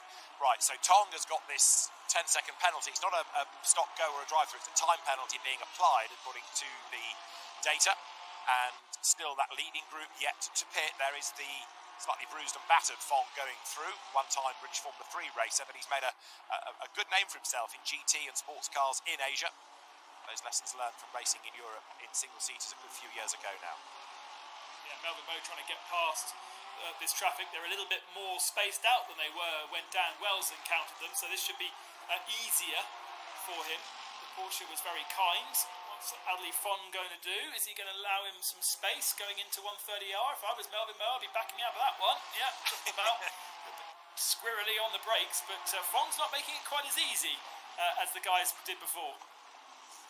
No, again, it's knowing who you're racing against, isn't it? And Adley Fong has been involved in lots of battles, so the fact that he's got somebody else breathing down his neck doesn't instantly make him think it's one of the leading cars. So Dan Wells is getting away. It also explains, of course, why Dan had to be so committed to get through the traffic in the way that he did. Over the line goes Melvin Moe now, and he's lost a lot of time, hasn't he? 6.9 seconds. He's on his toes, he's on the attack, he's up the inside, and he goes through the traffic, gets clear of Adley Fong with 11 minutes still to go. So, the leading 5 all yet to pit. Division Padiachi still storming away, trying to bring down the gaps as best he can. And of course, those leading cars having to get through the traffic like that will have hindered them. But Padiachi is going to have to potentially get through them at some point as well. He's 5 seconds back from Tenku Lei, and Tenku Lei is quite a long way back from Evan Chen. So I'm not sure whether he's going to catch them before they go into the pits, but Melvin Moe losing 3 seconds on that lap from just being caught up behind Adley Fong, and it was a little bit naughty from Fong, but at the same time, I personally don't like seeing lapped cars jumping out the way in the way that they do in Formula 1. It just seems so unnecessary.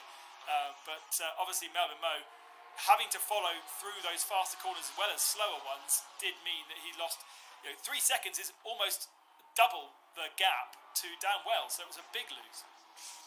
Yeah, just thinking about that, Fong has been in, so therefore Padiachi isn't going to have to think about them getting out of the way by a pit stop. They've done that. I just wonder whether actually he's so far back he won't catch them in the remaining 10 minutes. It also makes me wonder whether after their pit stops, Wells and Moe are going to fall back behind them again and have to get clear of the traffic once more. I know we're only talking of a 1 second pit stop, but you've still got the drive time. So when you add it all together, as whoops up the escape road there goes number 2, Aaron Lim. Dan Wells gets clear of him, but could they fall back into the traffic again, which is perhaps why Dan Wells wants to push on for as long as possible to try to get clear of those slower cars with only 9.5 minutes on the clock now. Yeah, absolutely. Dan, with a little bit of contact there with the BMW, just as we were talking about earlier on, unpredictable what that BMW was doing. The drivers all have a heads-up display, and on that heads-up display is a leaderboard that shows you the cars in front, the cars behind. So when we say that Adley Fong wouldn't have known he had a car behind, if he wasn't looking at his heads-up display, he wouldn't have known, but he would have seen that there was a car behind him that was 1 lap ahead, because that's actually a different coloured name to the cars that he's racing against. So he would have been had a little virtual blue flag as well. All the information would be there for him, and he would know exactly what's going on. It's amazing how much more information you're given in this virtual world than you would be in the real world.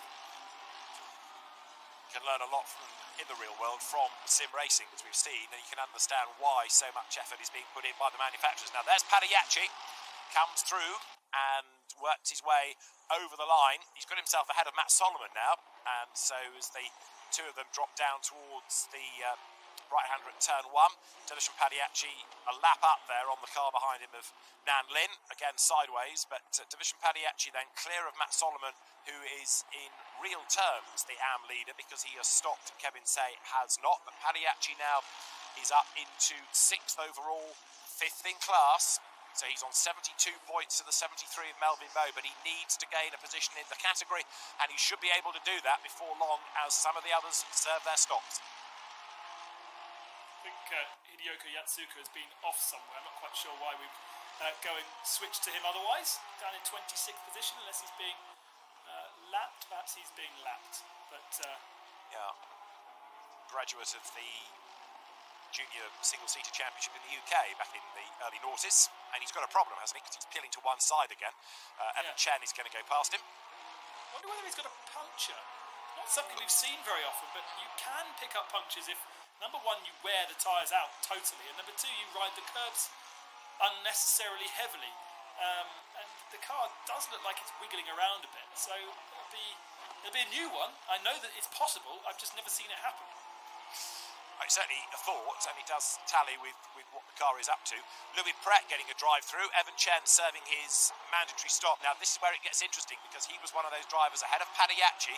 So does Dillashan now gain further ground in this race, courtesy of others diving for the pit road?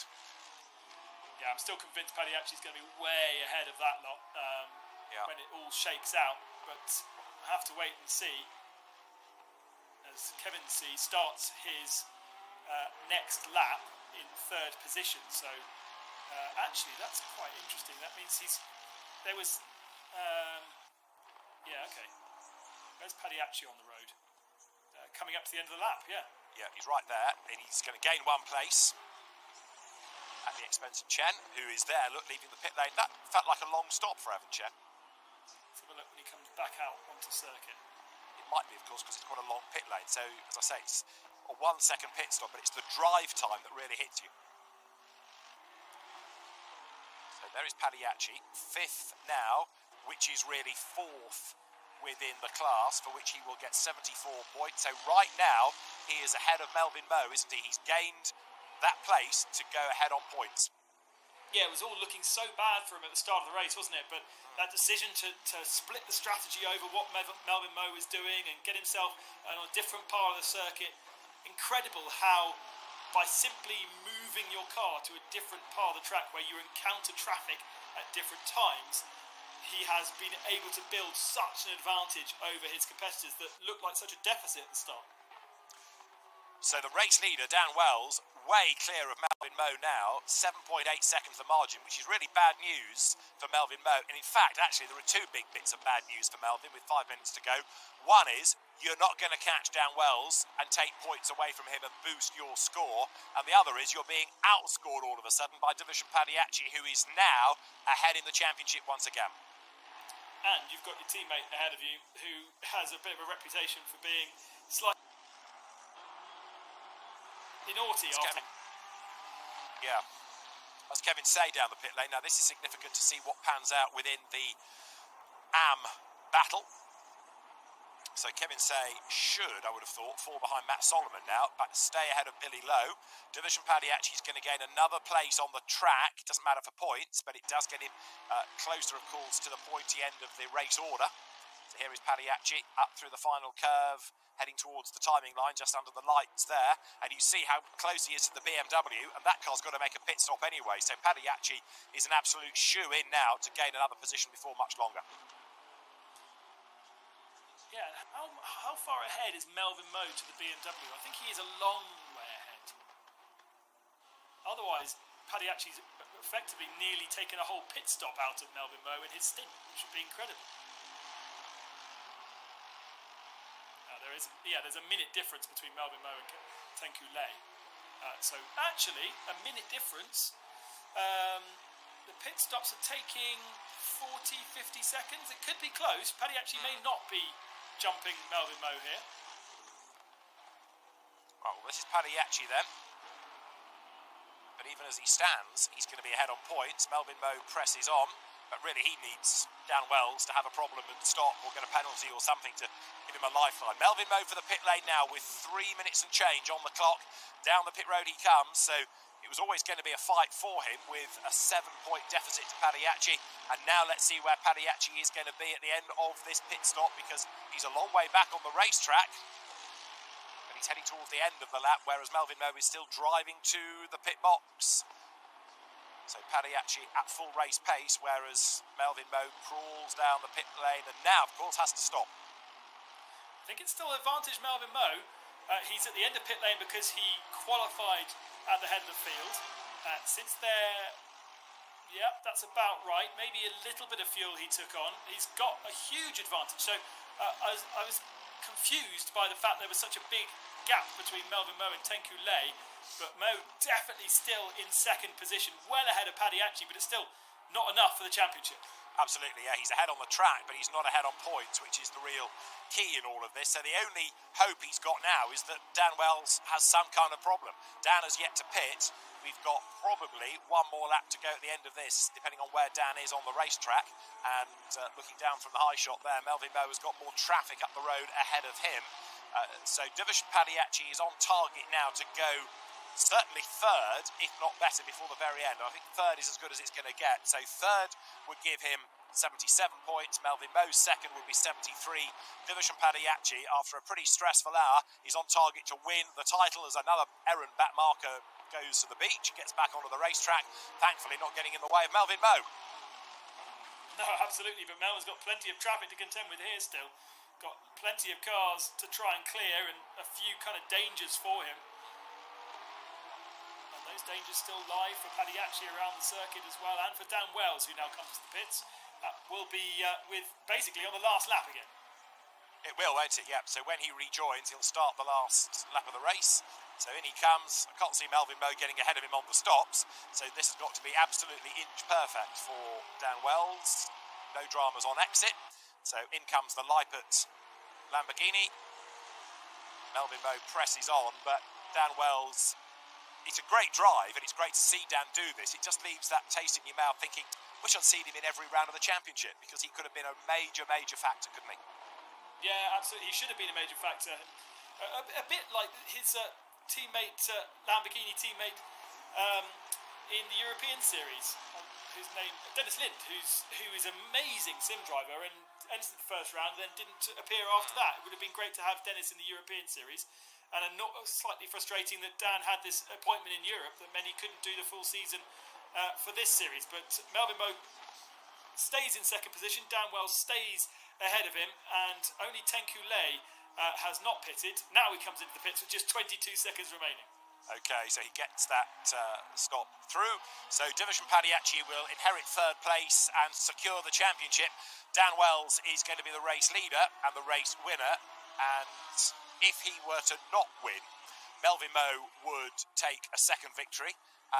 Division Padiachi would move up into second place. They'd tie on points, and you'd have to go down to an 11th score to determine who is going to be the champion on the tie-break. So let's not worry about that, because Dan Wells, I think, is pretty much home and dry. And Division Padiachi is on target for a championship. He won the first 2 races. We are going to have our 4th different race winner out of 5. Division Padiachi has driven very impressively indeed. And of course, but for that internet connection problem that he had in the last round of the championship, who knows what the situation could have been coming into this round. As it is, though, he has been attacked early on by Jasper Tong. He's made the best of it. He had an early pit stop, regrouped, and he's on target to win the GT World Asia eSports Championship for the real drivers in that pro class. And bear in mind as well that Kevin Say is staying ahead of Billy Lowe. He's going to win the AMS. But Dan Wells is on target then to score a race win.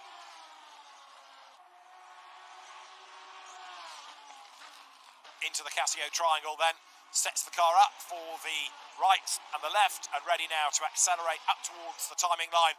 The checkered flag is going to be at the ready, and for Dan Wells, it is honours in the final round of the TCL GT World Challenge Asia Esports Championship presented by Tarmac Works. Dan Wells wins the race.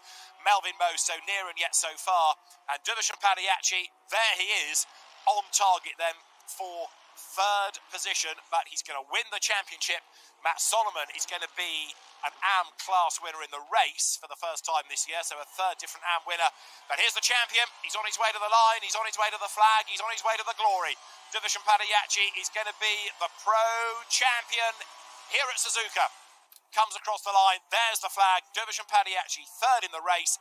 That is enough to secure the pro championship at the end of a great season. Spoiled slightly by being nerfed by the traffic at the very end, but Division Padiachi takes the crown, and Division Padiachi is, for the Mercedes squad, a victor. Matt Solomon 4th, the winning AM. Kevin Say 5th and the AM champion, but Dan Wells has driven superbly. So Dan Wells, our race winner. Congratulations to our champions in AM, Kevin Say, and in Pro Division Padiachi at the end of not only another fascinating race, but a mega season of esports racing. Has been so entertaining. What an exceptional final race for the TCL GT World Challenge Asia eSport, presented by Tarmac Works and Ben Constanduras. 2 very deserving new champions have been crowned. I just hope that in terms of this championship, in terms of the real world drivers, they've enjoyed it.